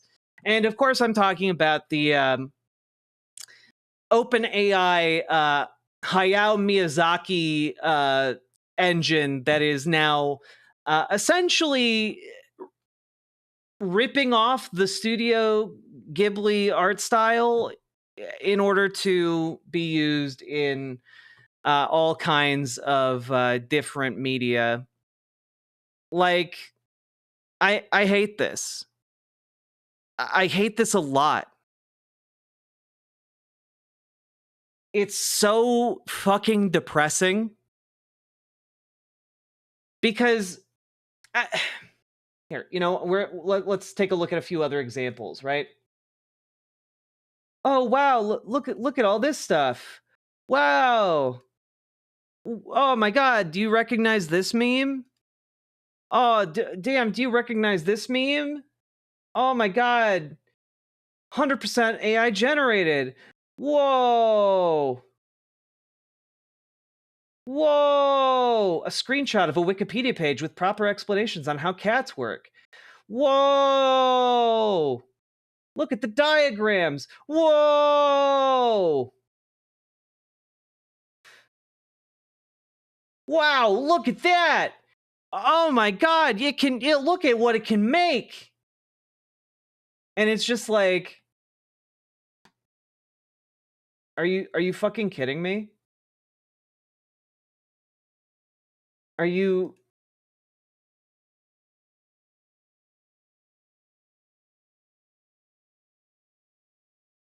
also like what did can't even get words right on this fucking seal while it's trying to generate Elon Musk doing a Nazi salute. But like, let's just back up real quick, because I hate this. I hate everything about it, right? Like, let's go back to this real quick. What makes the original version of this special, chat? What makes the original version of this image special?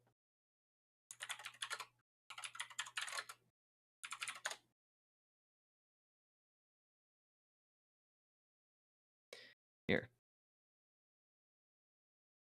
Oh, God. Oh, God. Okay. Here, maybe we can do it a side by side. Oh, my God. Oh, my God. Okay. Okay. We can do this. I believe in me.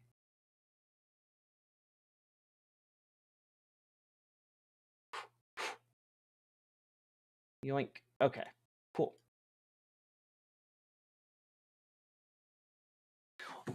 What makes the original version of this special, chat? The rawness. It was made by someone with emotions. It was a human being. Oh, is it a candid photo? He doesn't know he's being photographed, so he's caught off guard. More expressive. It's a real person. That it's not slop. Like, yeah, the thing about, and the thing that makes this special is that it is a real product of circumstance, opportunity, and someone with a camera. You know, there's an authenticity to it. There's a message to it. His body language itself is communicating something. And what makes that body language special is that there is a human being behind it who's feeling and thinking and being in the world. You know? And that's special. There's something incredible about that. There's something great that resonates from that image through all of us. Because we've all been that guy standing out on kind of a shitty day, just, you know, whether you have a cigarette or not, and just like, you know, we've all experienced that emotion. And the fact that that was captured so well, we relate to it. Because that's a human being, and we recognize a human being, and in that human being, we recognize ourselves. In a sense, if I can get up on my high horse for a second, in a sense, that image is what art is all about. This communication between, you know, the subject of the art, the person creating the art, in this instance, the photographer, and then us, the endpoint that get communicated to, right? And that's what's really important about all of this. And what the most damning thing about AI is that the height of what these people consider important, about what all these little fascist weasels on social media that support this AI these AI plagiarism machines, is that they cannot create anything new. They cannot create this specific thing.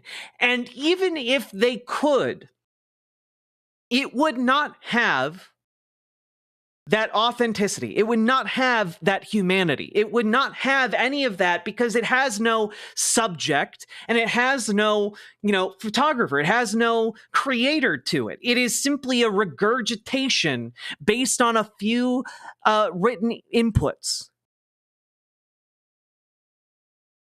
It is an eternal remix engine. Except that does a disservice to people who actually do remixes because they make something new. It isn't even a remix engine. It is taking existing material and turning it into slop for the purposes of commodification. Okay?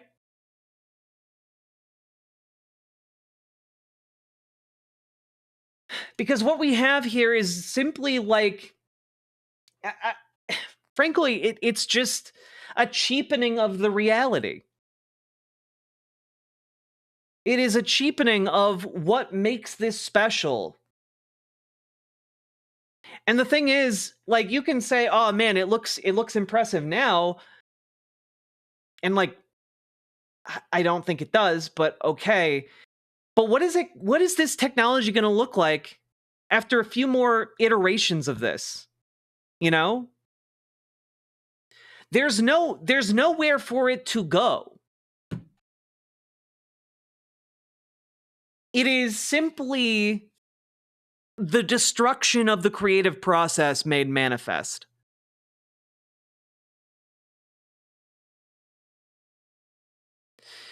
And on top of it, folks, understand that behind all of this, behind these little goof 'em ups.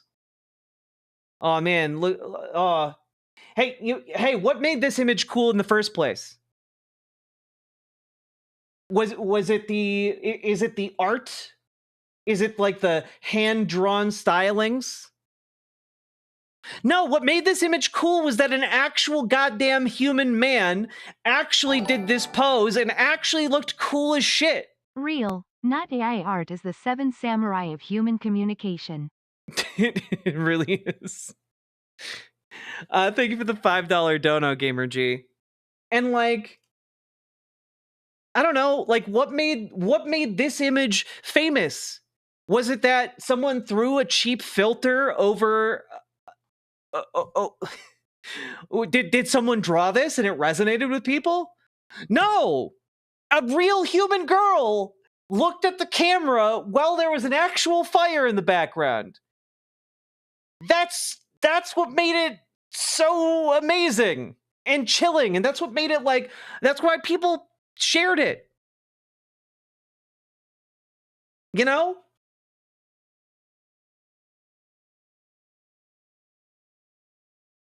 It's so frustrating. And on top of that, like we have to discuss a few of the things here, because Hayao Miyazaki is incredibly famous for not just, you know, innovating when it comes to anime and comes to animation at large, but also famous because there's a very prominent scene in a documentary about him where students at a university present to him artificially generated animation, and he looks at it and the walk cycle of this decrepit, tortured being that they have put together, and he says that he strongly feels it is an insult to life itself. He very specifically hates AI. Okay? Very specifically. The reason why Sam Altman at OpenAI wanted to do this style is to show disdain towards Hayao Miyazaki. It is very specifically meant as a middle finger to one of the most legendary animators of all time. I would argue the most legendary animator of all time, but, you know, people quibble. But this piece from Blood in the Machine by Brian Merchant is really, really good. I recommend it. I'm going to post it in chat here.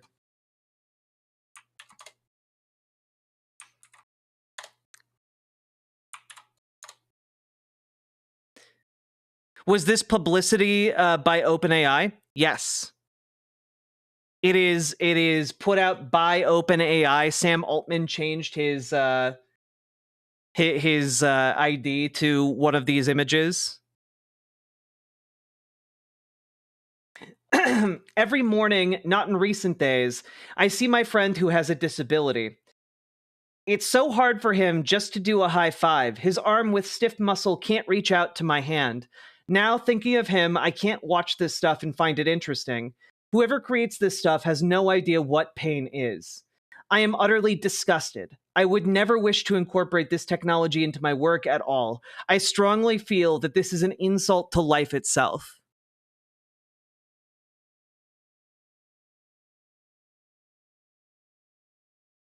And I mean, that's how I feel increasingly about AI. They have the clip in the article, but I don't want to show it because it's from a film. Okay? God.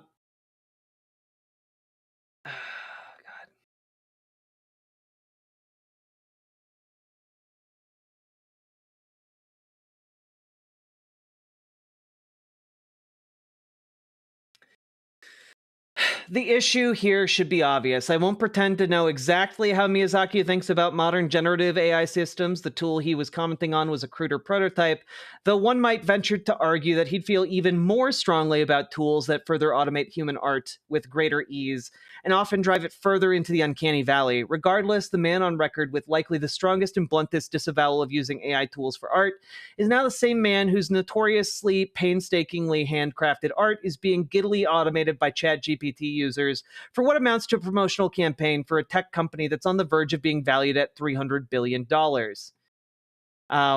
Sam Altman not only participated, changing his ex-avatar to a Ghiblified self-portrait, but insisted that this was the plan all along. This drives me insane, because I love technology, but these fucking shitweasels like Sam Altman want to use it to be petty and mean and hurt people. Asterisk asterisk asterisk Sam. Asterisk asterisk asterisk asterisk Palmer. Asterisk asterisk asterisk. Asterisk Elon and asterisk asterisk asterisk asterisk Jeff Dean. Indeed. Oh boy, I haven't arrived in time to feel burning hatred. Exactly, Dragonfly. And Paladin, thank you for the $20 dono. Really injecting that BWA energy into stream.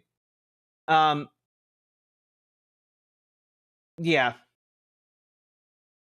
Which in turn raises the specter of copyright infringement. Speaking to TechCrunch, a copyright lawyer very diplomatically said that while it's unlikely infringement to produce images in the style of a studio, it's entirely plausible that OpenAI's models were trained on millions of frames of Ghibli films. He noted that it's still an open question whether or not that in fact violates current IP law or constitutes fair use, as the tech companies argue. And I do have to say, I think going forward in the future, we do need to establish that this is absolutely infringing on copyright. You know, like, what if AI can imitate perfectly? Honestly, even if AI could imitate perfectly, it would still be awful. But more my ADHD and call back to bar hopping. Haha, prod be back at some point. Keep up the good fight. Hell yeah, Ford. You come back here anytime, all right? Thank you for the $5 super chat. But the issue here is not the skill of the, you know, can we even call it skill? The issue here is not the algorithmic construction of the image or the video or what have you. Like, the issue here is that it is not real. You know, it is.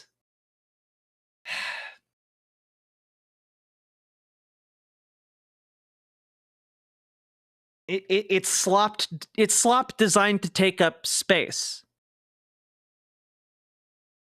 You know, like that's kind of the issue. It is designed to replace us, but not in just like a job sense within society, but it's designed to replace human communication with something that does not communicate whatsoever. You know, it is designed to end communication. There's something so anti-human to that. What if AI becomes conscious? Would that change things? Perhaps, but like that's not at all what large language models are capable of, you know? So like the question of it becoming conscious is not really at play. They are like that's not a thing it can do.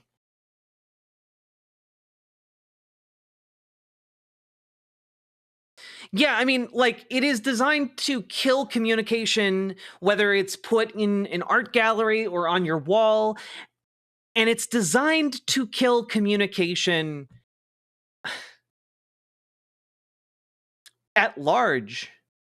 You can see this in Google image results. You know, the amount of slop that is being put out and put into search results is, I mean, it's mind-blowing.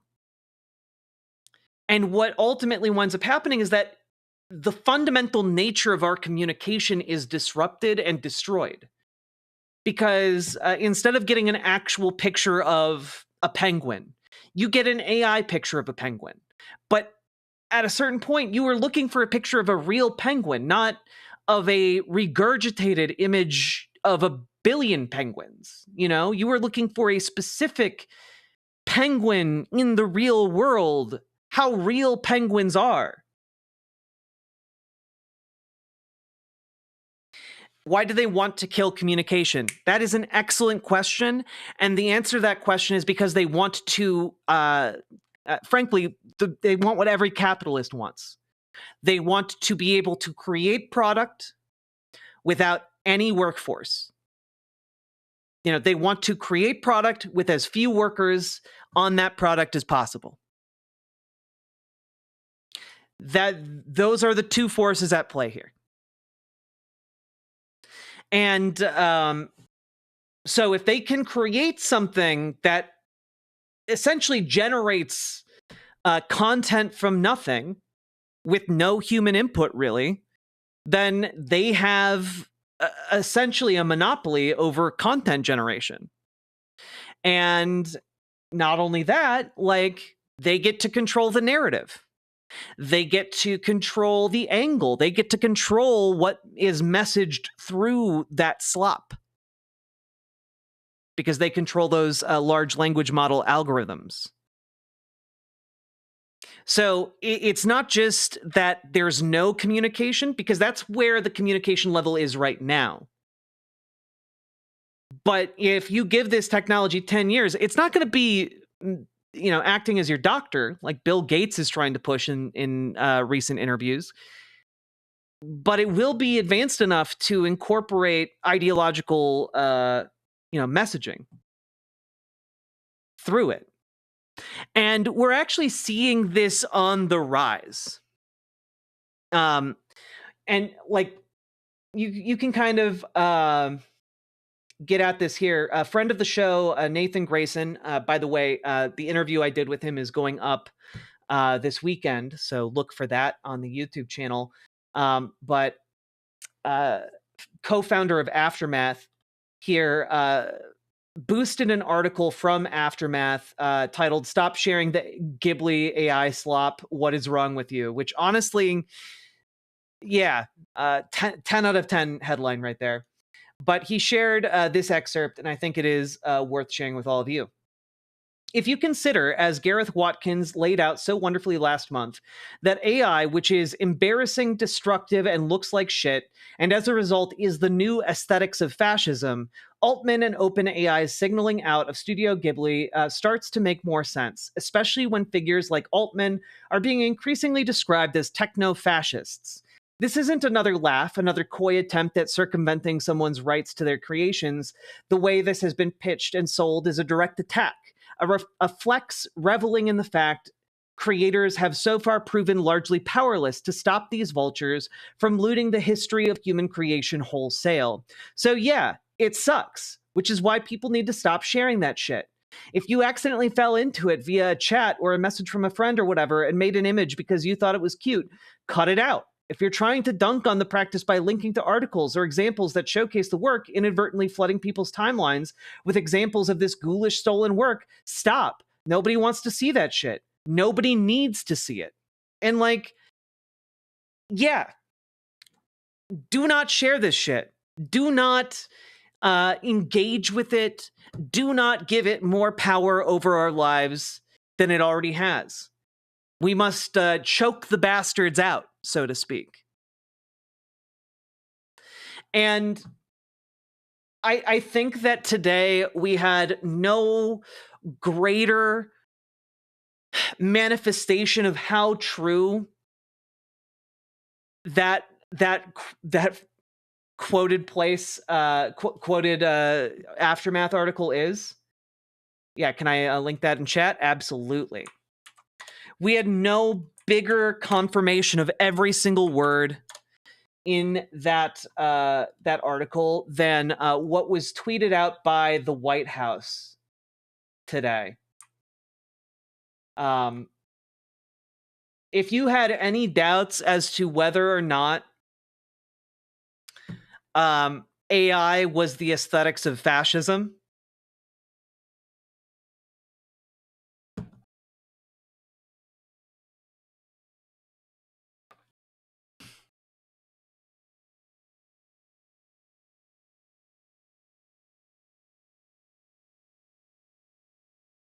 they applied an AI through OpenAI to a woman being arrested and detained by ICE for deportation.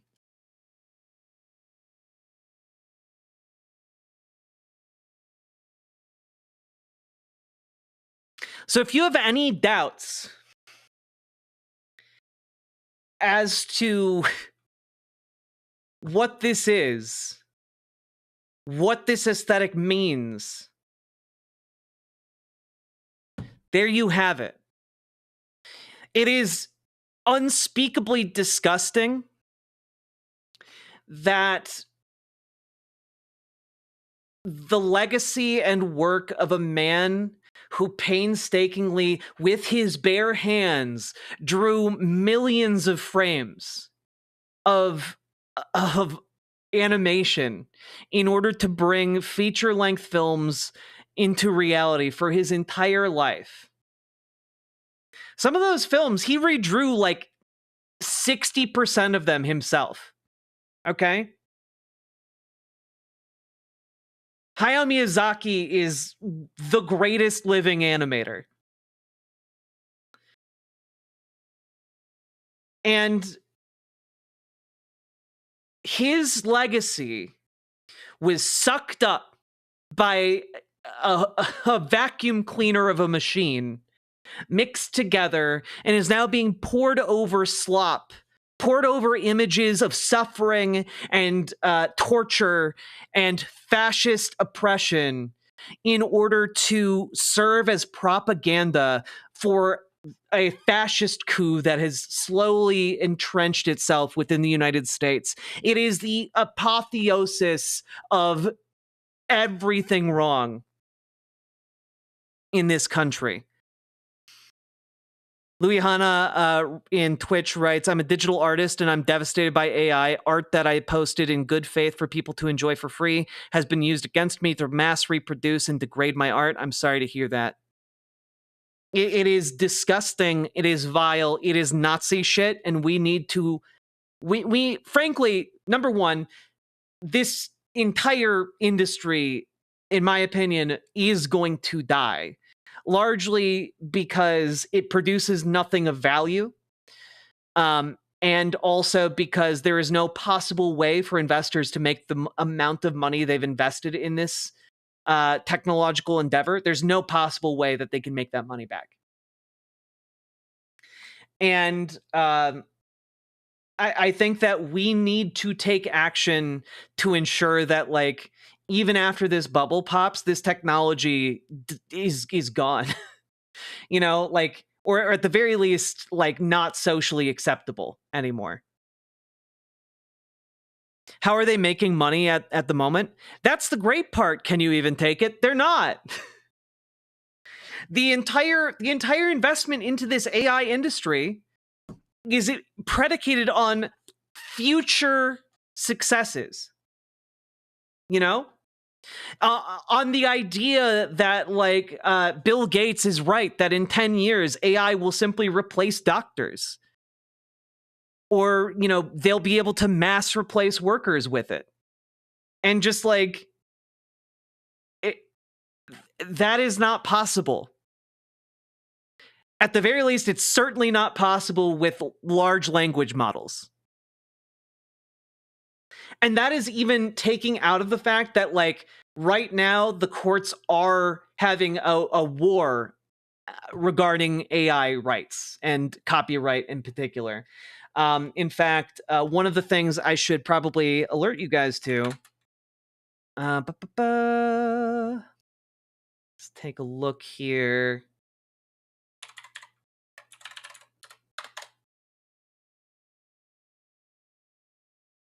Let's take a look.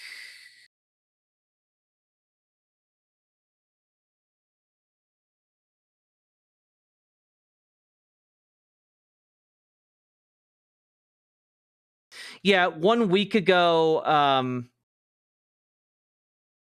there's just a lot of there are a lot of AI fights going on right now, and I'm trying to find particularly one.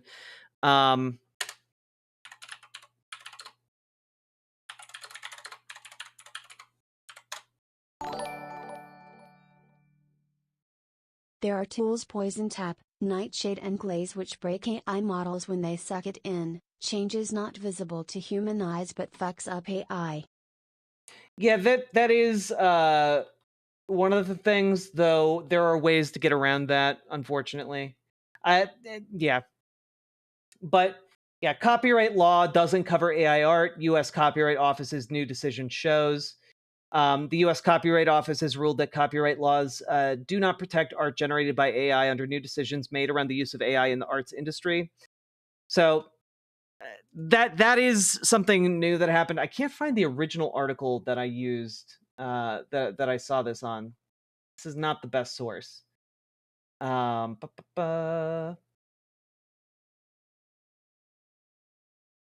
here we go. Here's Reuters. Damn it, Reuters.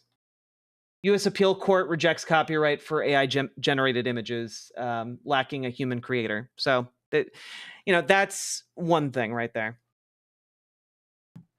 Yeah, you can certainly use Nightshade to taint the images you put out into the world, but I don't know if those trolling algorithms that they use to strip content and scan content.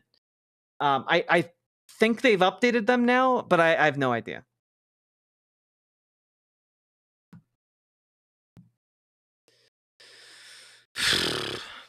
We live in a fucking dystopia? Absolutely. Just feels like the left on Twitch has beliefs and says things that if you don't immediately agree with and endorse, then you're suddenly an enemy and banned, and I think that's wrong. Nani? I mean, there are certain things that I will just summarily ban folks on. But generally I try and give people a good chance. For being too horny? Nah, I just bonk you for that. As someone who lives in Silicon Valley and lives amongst these people and normies, nobody buys it. People with degrees who are more than capable of being offered less than what Starbucks pays them full then? What?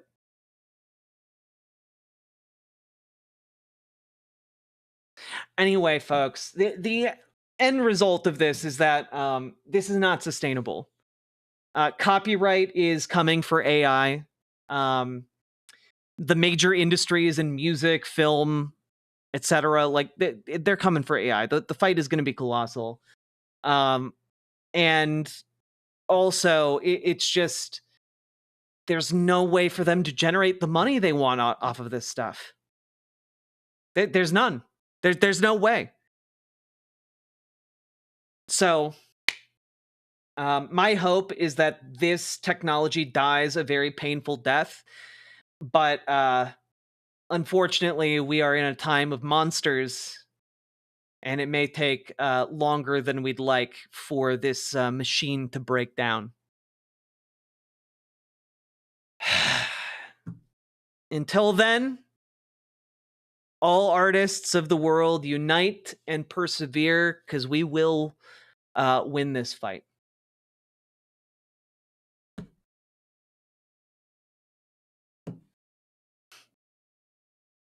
I want everyone who pinned their fortune on this to end up bankrupt. Yeah, me too. Wasn't there some executive order that Trump signed to invest billions into AI companies?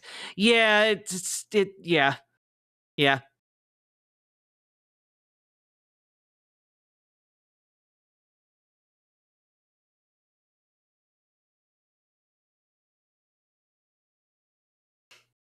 AI has already surpassed human knowledge.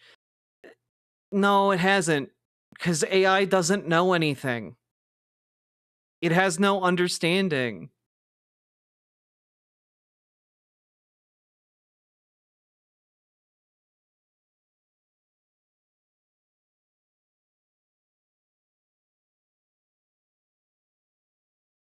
Honking intensifies.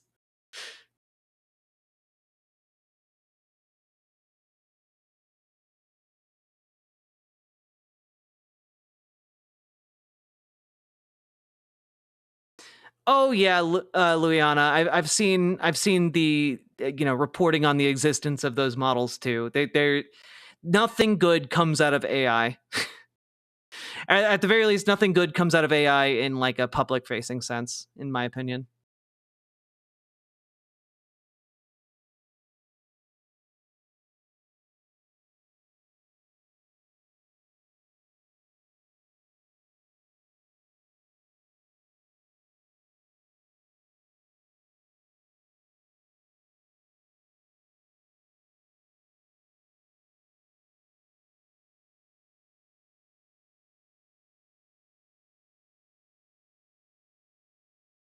Monsters make me think about Dolly's elephants. They had stick-like stilt legs and carried factories on their backs, pouring out smoke as the elephants strode across the desert. Yeah, and that's cool as shit. Machine can't make that.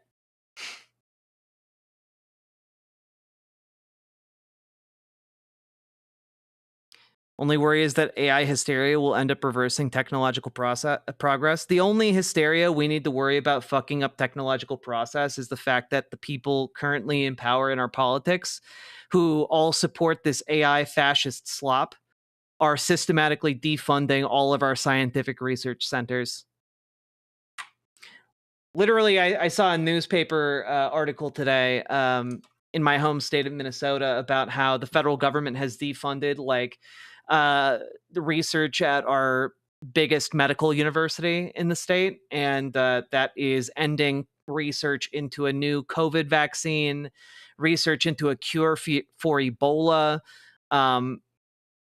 research into like all kinds of infectious diseases that are coming out because we have a gigantic medical research lab here, and like that is what is killing progress right now, not people despising slop generated by a machine algorithm.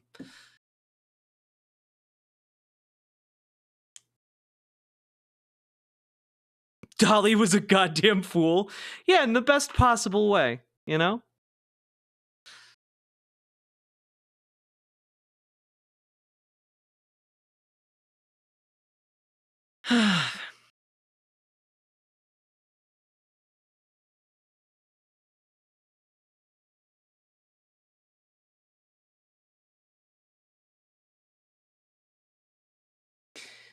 We're finding it harder and harder to find developers who who don't rely on AI. We were already having a skills shortage. Let's not even get started on vibes-based programming. Oh god. Yeah, that is one of the other things, is that eventually like the destruction of knowledge and learning and teaching as a result of AI is going to mean that people can't learn the things they need to be able to learn. It's going to result in people not being able to program shit. 'Cause there are people who are like, I can just program anything by typing prompts into ChatGPT, and the ChatGPT just makes the program. And it's like, that does not work for these systems you need to like create. It's insane. Absolutely insane. I'll fully admit I lean heavily on ChatGPT for coding and certainly find it useful, but I also recognize that its utility is limited to assisting with formulaic repetitive tasks to make certain parts of my work easier, and even then it requires a lot of guidance, input, and knowledge of what you're doing to make use of it. It only helps you accomplish versions of what's already been done, and I also will say that I'm glad I learned the skill before I had ChatGPT, right? You need to be able to learn the actual skill. Otherwise, you're just like, yeah, okay, it looks good enough. And then suddenly everything breaks and you have no idea why.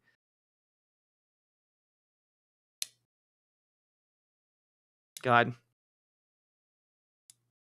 Anyway, folks, we've been going for 2.5 hours. Hello! If you've been enjoying the stream, hit the follow button on Twitch, hit the subscribe button on YouTube, like the YouTube stream.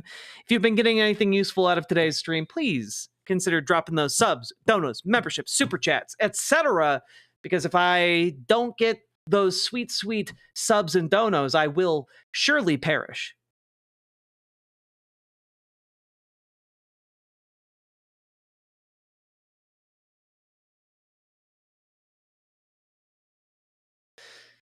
Tipster says, I work IT and I was the go-to guy for batch scripts, but now the younger folks where I work just make batch scripts in AI, and it's the most broken scripts I've ever seen. I hate it. Lol. I mean, I guess it ensures that you have a job, right? Like they can't replace you.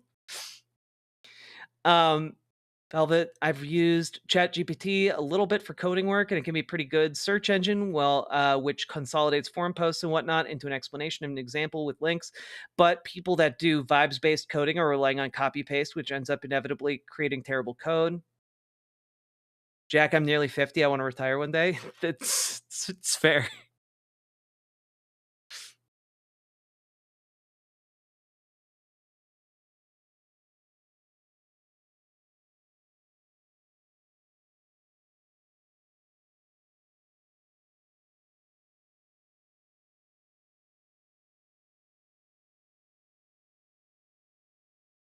All right. Well, we finally made it through the segment that made me the most mad as somebody who cares about art and hates fascism. God.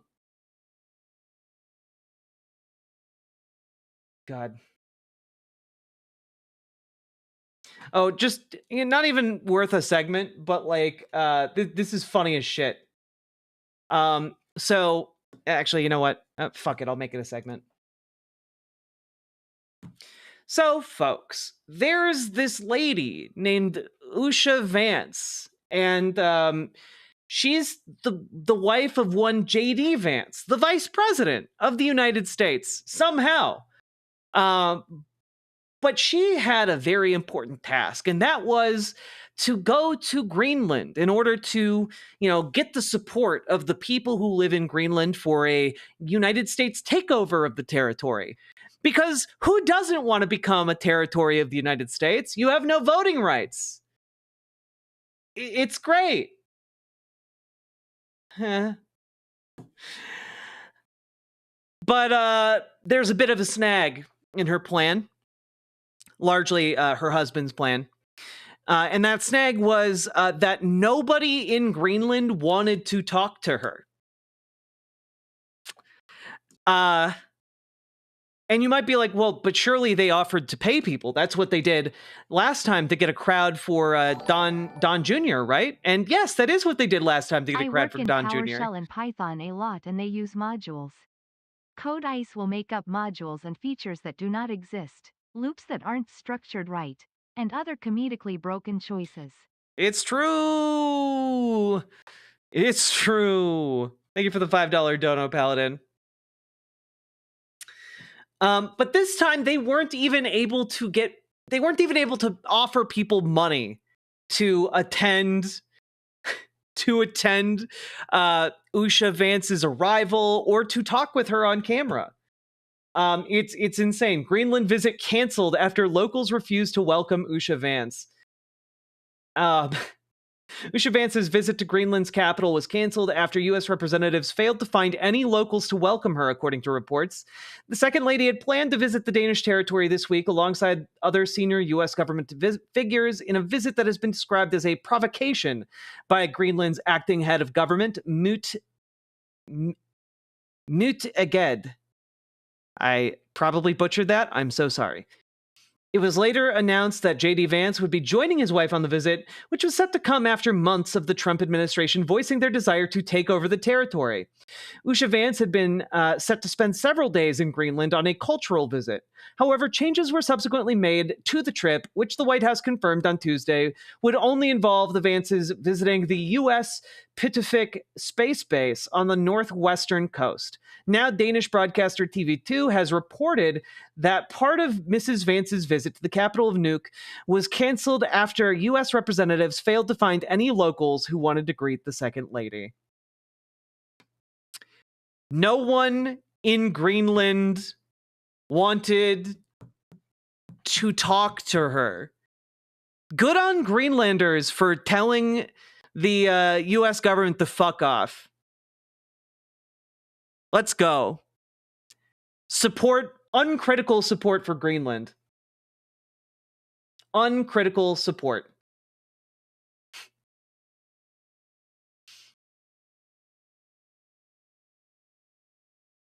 God.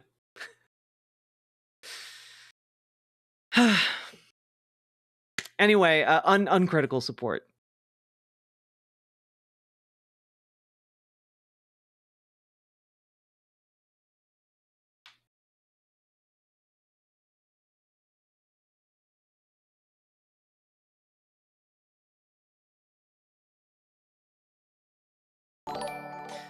Art of the deal, folks.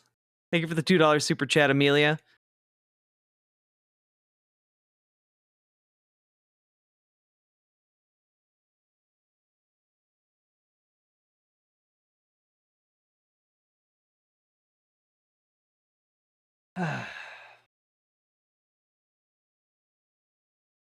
Okay. Who's ready to take a brief foray into the drama, the kerfuffle, the leftist infighting that I usually despise? But because I am somewhat implicated in the orbit of, one of these organizations, I feel the need to talk about it. Far behind stream as usual, but appreciate what you do. Get so Hey! much out of your streams. Stay strong, everyone. Good night. I'll watch the rest tomorrow. Good night, Logan Hill. Thank you for the $5 super chat. Let's go. Yep, we're going to talk about TYT, folks. Going to talk about TYT. So, folks, there's this organization called The Young Turks, or TYT. And I, used to be somewhat in the orbit, like in a very minor way. Cannot stress enough how minor that was. But I've been on some of their orbit shows with like Ravana, for example. I had Anna Kasparian come on my show once, maybe twice. For some reason, my brain wants to say twice, but at the very least once. They shouted me out on the main show before. I used that shout out as a channel trailer for a long time. And so I feel a bit of a kind of way about everything that's been unfolding about TYT. And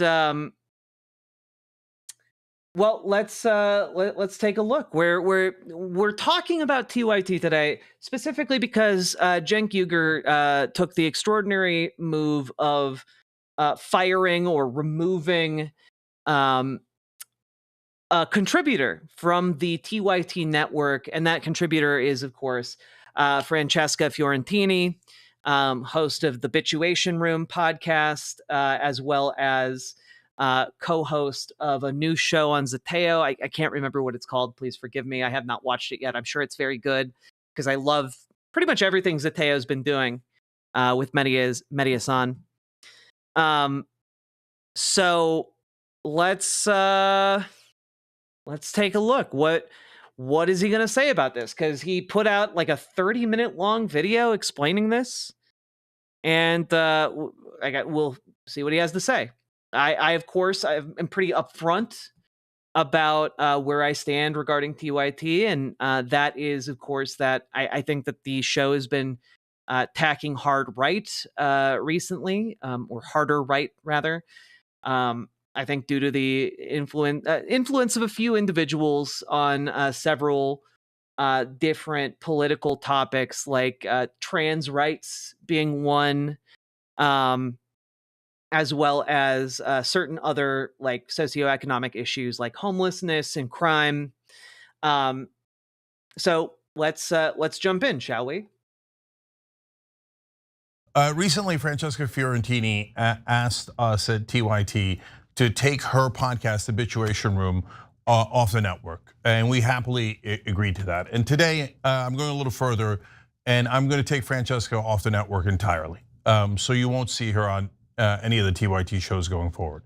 So I want you guys to know why I'm doing that and how this whole situation isn't really about Francesca. It's about TYT, our community, and what we stand for.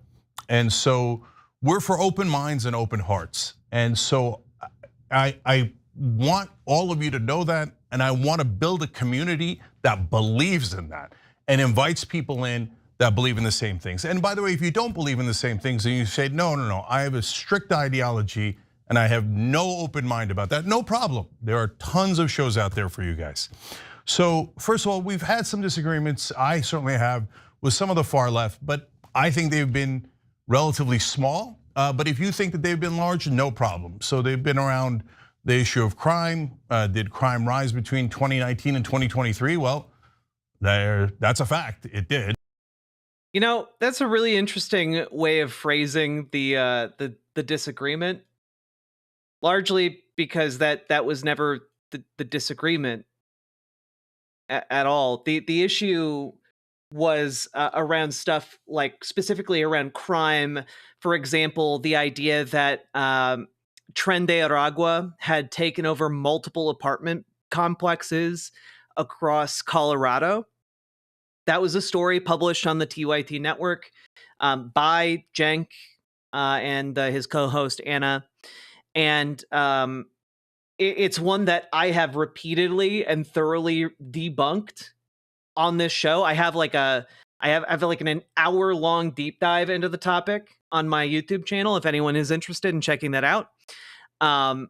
Another one being that the TYT network directly shared uncritically a corporate press release from a special interest group of different big box retailers about the prevalence of organized retail theft.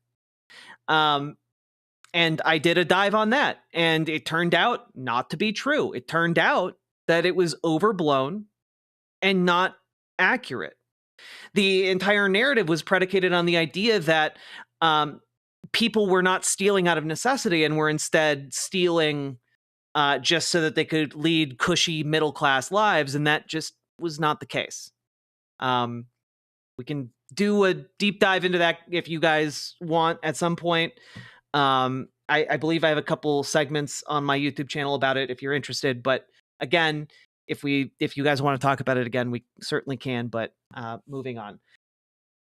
Additionally, it's really interesting that he talked about 2019 through 2023 because he was also pushing this narrative about the crime in 2024. And one of the things we know about crime in 2024, because I was really salty about their crime reporting of late. And one of the things that we can talk about now is the actual crime data from 2024. The thing that they were talking about, all being on the rise, all through last year and the election. Here's NORC at the University of Chicago. And I talked about this on my stream not that long ago. But hey, guess what? It decreased by historic margins in 2024. There was no crime wave in 2024. It decreased by historic margins across 49 mid-sized and large US cities. This was not an isolated phenomenon.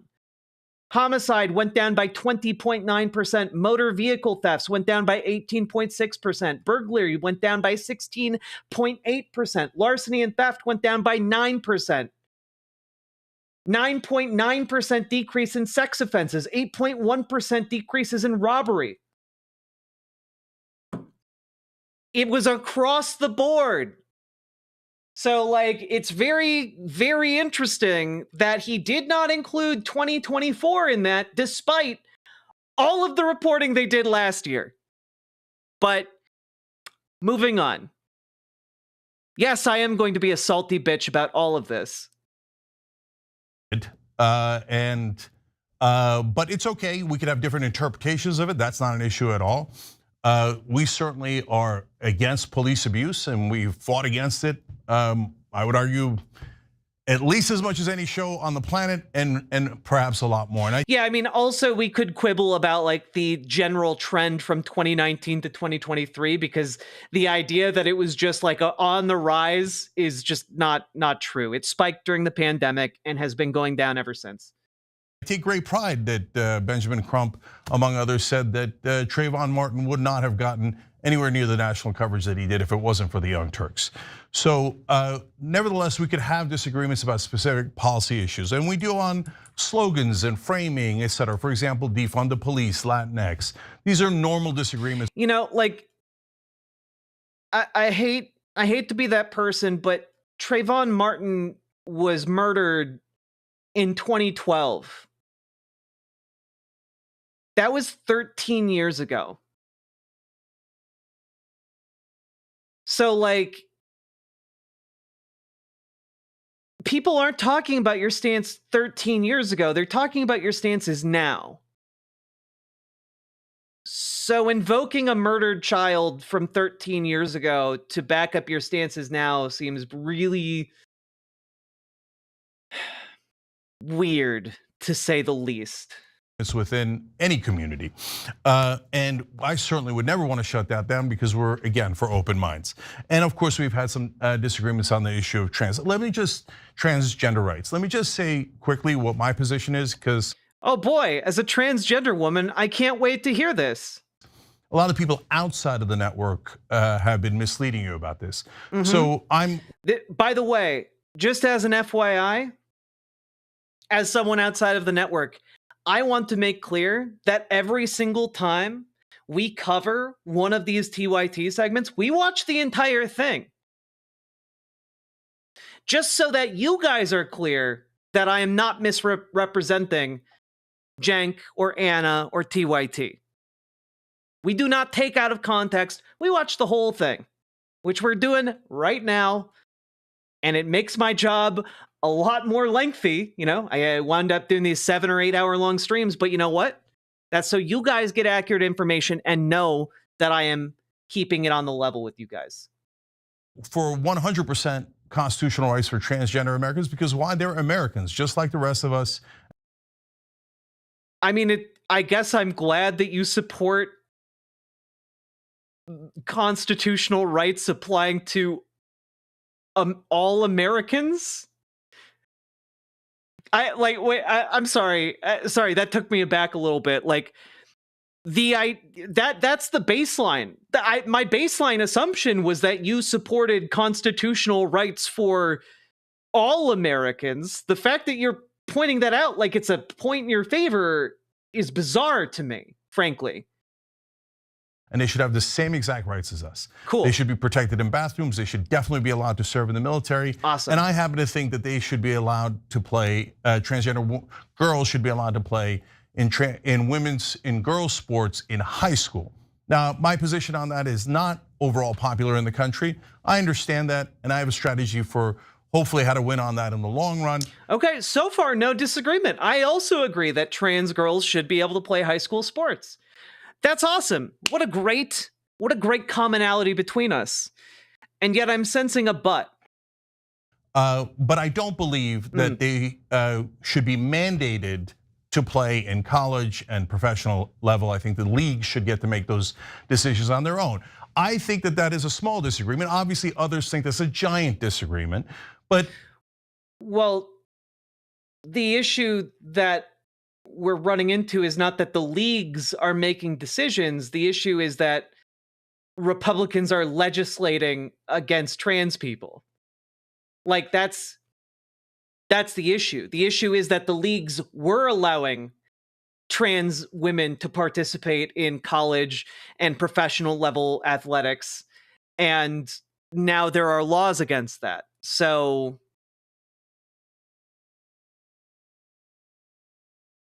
your position seems that you are just anti-trans women in women's sports above high school.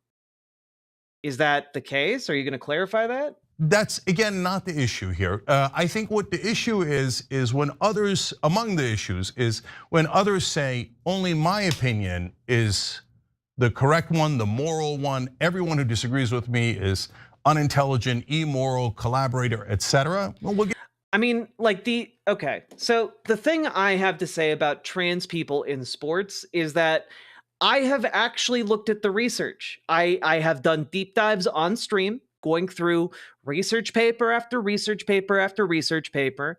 And generally speaking, what you find is that there is broad agreement in aggregate that trans women after 1 year to 2 years on HRT have lost any of the advantages of like a testosterone based puberty. Like they lose like the muscle mass that testosterone tends to produce in human beings. They like the general science here, and more evidence has come out since I did this deep dive search a couple years ago, indicates that that is still the case.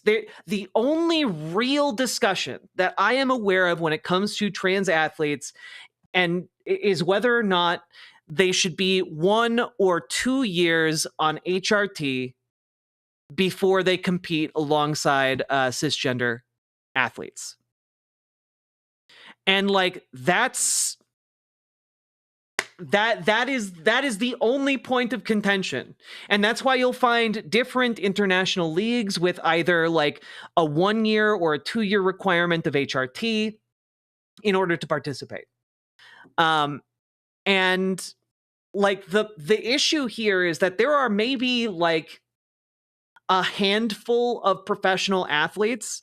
Last time I really dove into this research, one of the limitations was that there just aren't enough trans people who are at high athletic levels to do studies on, because that's how few trans people actually make it through all of the bigotry and reach that level, right? But like, for example, when we look at the case of Leah Thomas, that was a really broadly reported on swimmer, transgender woman, and right-wing media made a huge deal about how Leah Thomas went from one of the worst male swimmers in the league to being the best female swimmer. And like, if you actually look at what happened, which I have because I don't believe in just regurgitating information generally, I looked into it. And it turns out that Leah Thomas started HRT while swimming in the men's division. And before starting HRT, Leah Thomas was one of the best. It might have been the best. My memory is a bit fuzzy on that, but was at the very least in like the top 3 male swimmers on the team.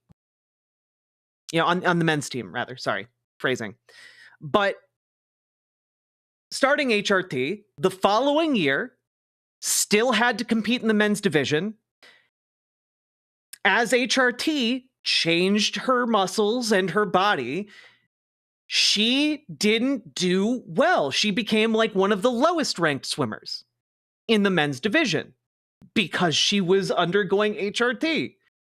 And then, after a year or 2 on HRT, she switched over to the women's division. And surprise, someone who was the best swimmer in the men's division was also one of the best swimmers in the women's division. But it also wasn't the complete blowout that all of these people reporting on it tended to say. Like, this was someone who won one race, came in first in one race. And in the other 4 she competed in, came in like 3rd, 4th, 5th. There was one race she did well in. That is a normal thing to do for an athlete. Yeah, exactly, only Sigurd.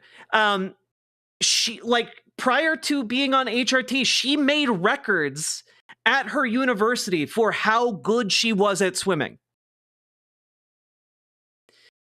So, like, it was not the narrative that right-wing media reported on.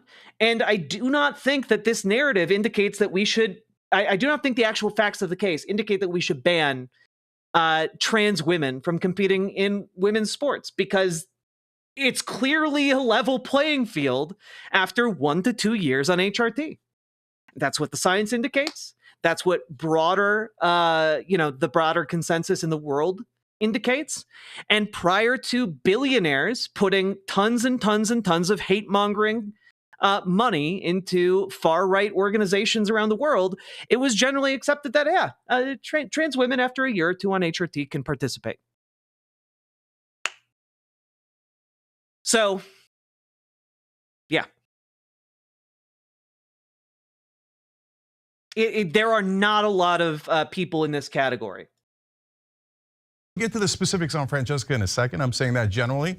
And that they speak for the left. Well, let's find out if they do speak for the left. This is a little bit of Francesca, a little bit of Emma. You know, can I just say, as somebody outside of the TYT network who, you know, at least Cenk is tangentially addressing here, I don't speak for the left. I speak for me. I speak for me. And I identify as a leftist, I identify as a progressive, I identify as a socialist, but I speak for me. I advocate for what I believe in. I am not the left. I am just one piece among many. And I say my piece on the internet, I do this show, and people are convinced by the things I say. Surprise, surprise.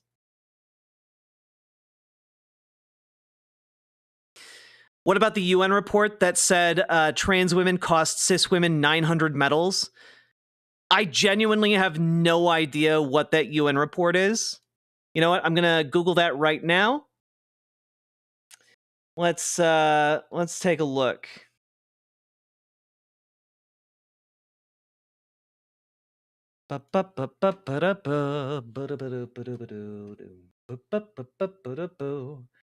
Okay.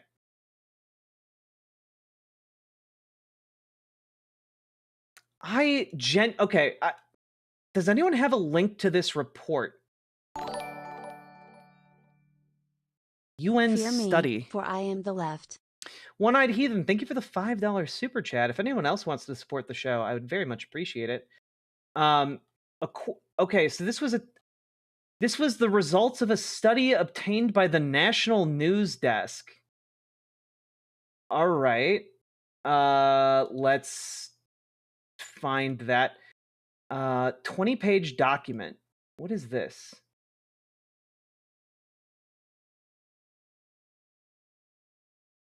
Are there any actual links to the study?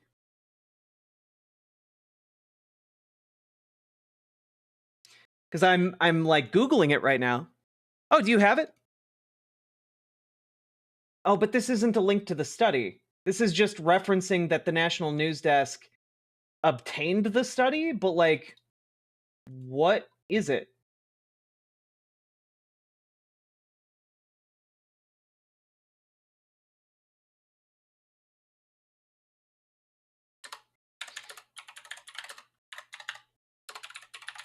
Let's see. National News Desk. Oh, it's the same thing. Okay, so just to be clear, this is from the National News Desk. But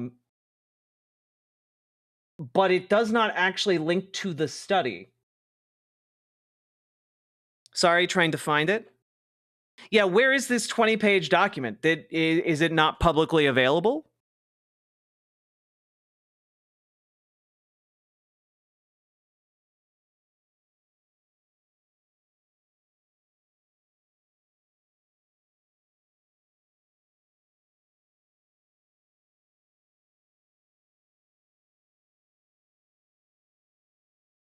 Is it maybe non-existent? I mean, like, I'm curious because it kind of seems like it is. Because it doesn't list any of the authors. It just says the UN. And it doesn't attribute it to anyone in particular here. You know what? Let's Google a quote from the study.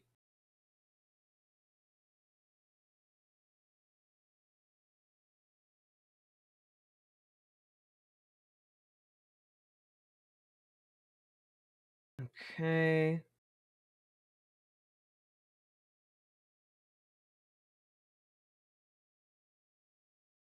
Is this it?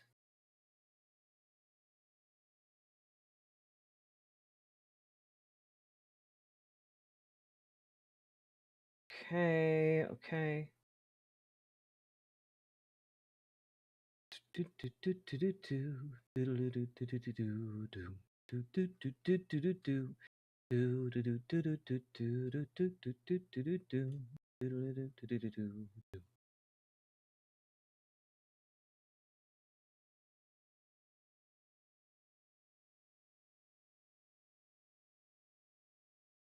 Okay, so what I can find here is that this is supposedly from 2024, the UN Special Rapporteur calling for reintroduction of sex screening to protect women's category.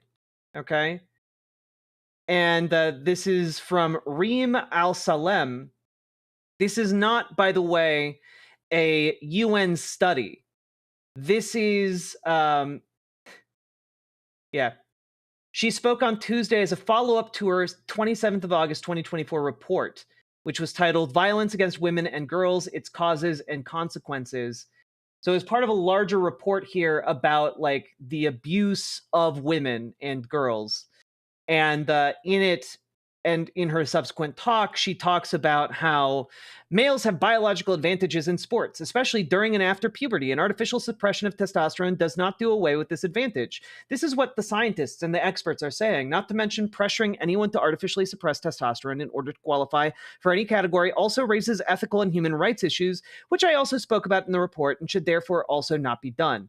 And yeah, basically, this is not a study.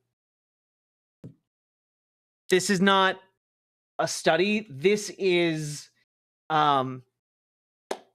this is a report. This is trying to consolidate a bunch of info done by this one person.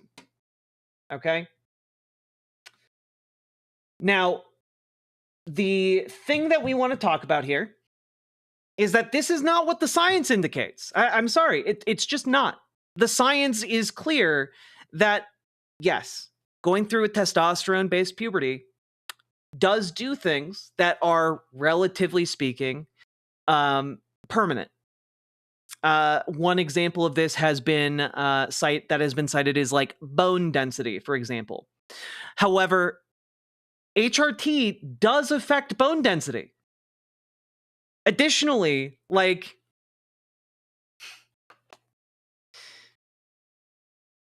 she's looking at it. What does this have to do with trans women? Because part of this, most of this report is about violence against women and girls, but a small part of it mentions the need to protect sex categories in sport, and the need to basically mentions that, like, oh, well, you know, you can't actually have fairness in sports if, you know, someone goes through a testosterone-based puberty, because that will have permanent effects according to the science, according to the experts. And that's just not the case.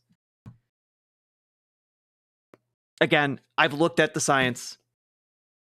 It is why, by the way, the World Olympics Committee has allowed trans people to participate in the Olympics for like decades. And that's because after 1 to 2 years on HRT, the science is pretty clear that that advantage goes away. It lowers it to a point at which fair play is more than possible. You know? That is the full story, case closed kind of take on it. And so part of what we're talking about here is just that, like, people talk about these things like it is set in stone, and like, yes, this reporter is speaking from a rapporteur is speaking from a position of authority because UN, right? But again, the science is clear if you actually bother to look at it. My relative is a scientist too. It is quite frustrating, but this relative also doesn't know who Pete Hegseth is. Thanks. You're welcome, Meat Shield Man. It's not going to be something that necessarily cures all, but I would recommend following on Blue Sky There's a trans woman in sport, Christy. Let me bring it up real quick. She talks about it all the time.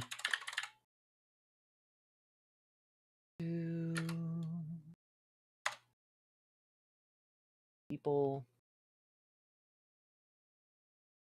Oh God, is it Kristen?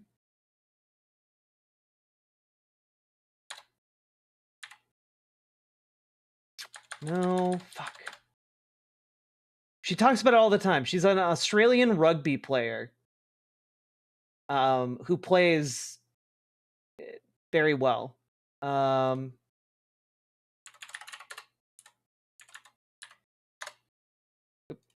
Rugby.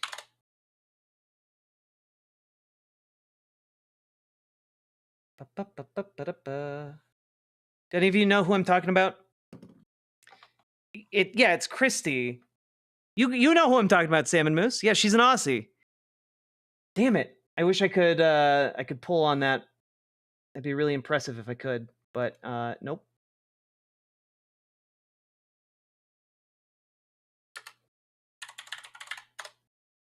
Fuck. I do not follow rugby. Yeah.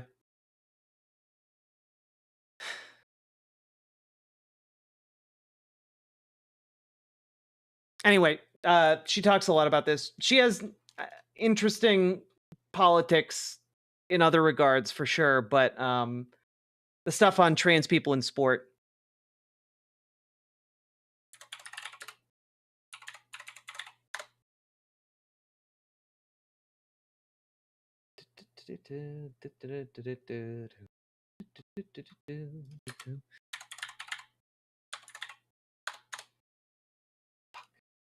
All right.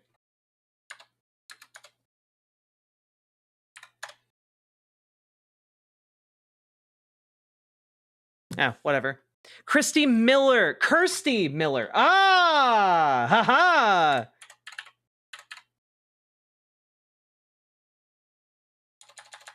That is what was tripping me up. Yes, there we are.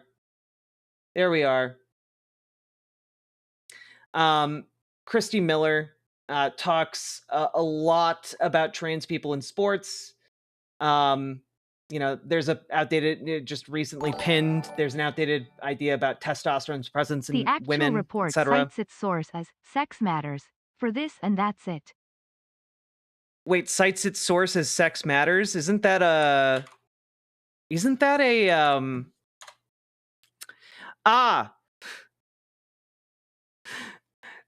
okay, so the special report.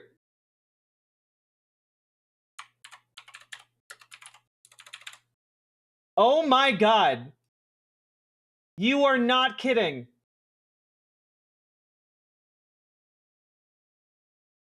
Oh my God.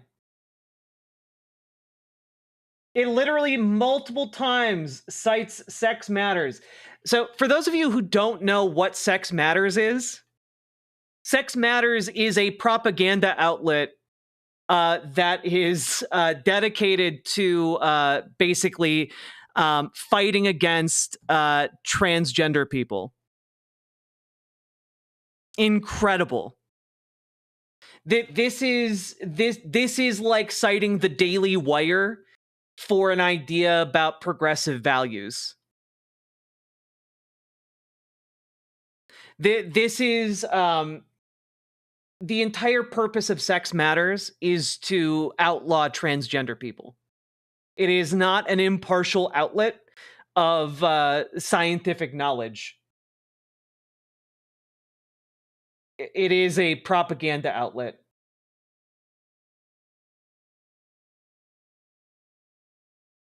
Yeah, what we do, we lobby for clarity on sex in law and institutions. Yeah, insane. So yeah, no, the person who worked on this is just a monster who goes on I mean, frankly, garbage sites like this. Anyway, insane stuff.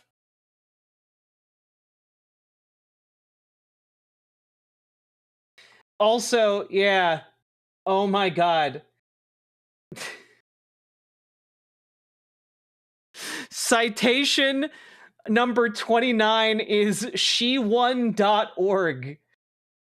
This website is dedicated to archiving the achievements of female athletes who were displaced by males in women's sporting events and other types of competitions expressly for women. One day soon, we hope their accomplishments will be formally recognized. Add to the archive. So basically, this is just a bunch of people who are encouraged to submit to the website. Hey, I was beaten by a transgender woman in my sport, and if I had won, I would have gotten a medal. This is literally just like random people on the internet. This is not a scientific study. This is not a collection of folks. This is wild.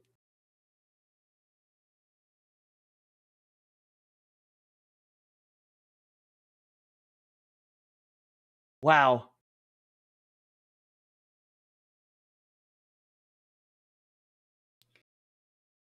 Wow, look at all of these people who got beaten in mountain biking and are really upset about it. Oh man, the sex advantage in poker? Holy shit. Why aren't we talking more about the sex advantage at poker? Are you fucking kidding me? Yeah, you see, the testosterone makes people makes men inherently better at poker than women. That's why James Bond was playing poker hands and not the baddie behind him in all of the movies. This is what we're up against, folks.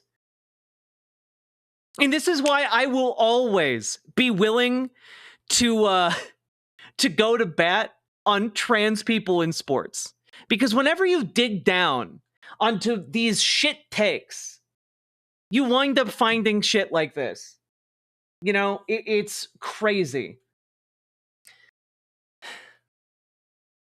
And so, like, yeah, what you would expect, generally speaking, is that you would expect men to maybe dominate at certain sports like maybe running or lifting or something like that. But again, and this is crucial, cis men are not the same as trans women. And the issue that I have with a lot of the people who try and push this narrative that they are the same is that that's just objectively not true. Like, I'm on HRT. I did not get like breast surgery. I just have breasts. You know, like I grew them myself because my body is fundamentally different from what it was before I started HRT. My muscle mass is fundamentally different. What I can physically do is fundamentally different because, frankly, you are changing your body on a pretty fundamental level. Okay? So, like, the issue I have with people like Jenk and people like these folks at Sex Matters or whatever is that they try to put forward the idea that because testosterone in men tends to lead to men being faster or stronger than women in some cases, that means it must be true for trans women as well.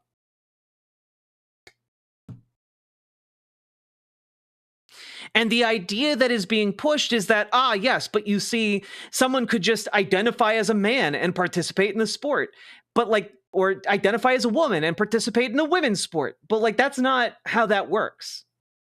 That's not how that works in almost all of these sports at all. So like, the thing that they argue against is an imaginary problem.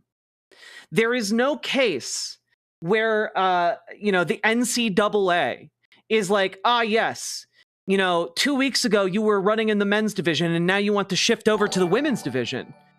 Go right ahead. Like that's not what's happening. Jump out of my hand and into your pocket. Sophie Bliss, thank you for the $10 Canadian. I appreciate it very much.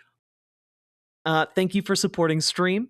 Yeah, help, I can't pick up the cards. My weak feminine hand can't play the cards because we're playing the ancient Egyptian version of Yu-Gi-Oh. That's a deep cut for all of you out there, okay? It's a deep cut for all of you. Anyway, that was a huge diversion from what we were talking about, but you know what? I think it was worthwhile. I think we all learned a thing or two, had a few laughs. Let's get back to what we were initially talking about. Vigland from Majority Report, and spliced in is the actual facts about what the American people think, and interestingly, what Democratic voters think. First, let's watch this. I'm a big Messi fan, so, but let me just explain this. Answer my question. Also, chat, chill out in Twitch chat, please. This is for your research funding into Would the you allow bullshit him- Sankin Anna claim to gain funding and favor with the Republican Party. Thank you for the $20 dono, Thistles for Eyes. I very much appreciate you. Yeah, guys, it is okay to ask questions in Twitch chat. It's okay. But like, I understand it's a heated topic, but give people a little bit of grace. Like just a bit. But man, Piers Morgan is grating as hell. Although not nearly as grating as this guy right here, who is in so many different Piers Morgan bits, and he's just the worst. If he said I'm a woman to play in the American women's national team. You're using the wrong pronoun Yes, right. But like, this is the thing, right? Wait. Okay. What Democratic voters think. First, let's watch this. I'm a big Messi fan, so, but let me just explain this. Answer my question. Would you allow him, if he said I'm a woman, to play in the American women's national team? You're using the wrong pronoun Yes, right now. Hell yeah, are you kidding me? Oh man, what a great cutaway. The issue is that if Messi wanted to identify as a woman, and then play in the women's division, he can't just go from playing in the men's and the next day go to playing in the women's. Okay? And so what ends up happening is that if Messi wants to identify as a woman and then play in the women's division, what happens is Messi goes on HRT for 1 to 2 years and then plays in the women's division. That's how that works. It is not Messi sans HRT going and playing in the women's division. Pretty sure they cut that out of context. Absolutely they did.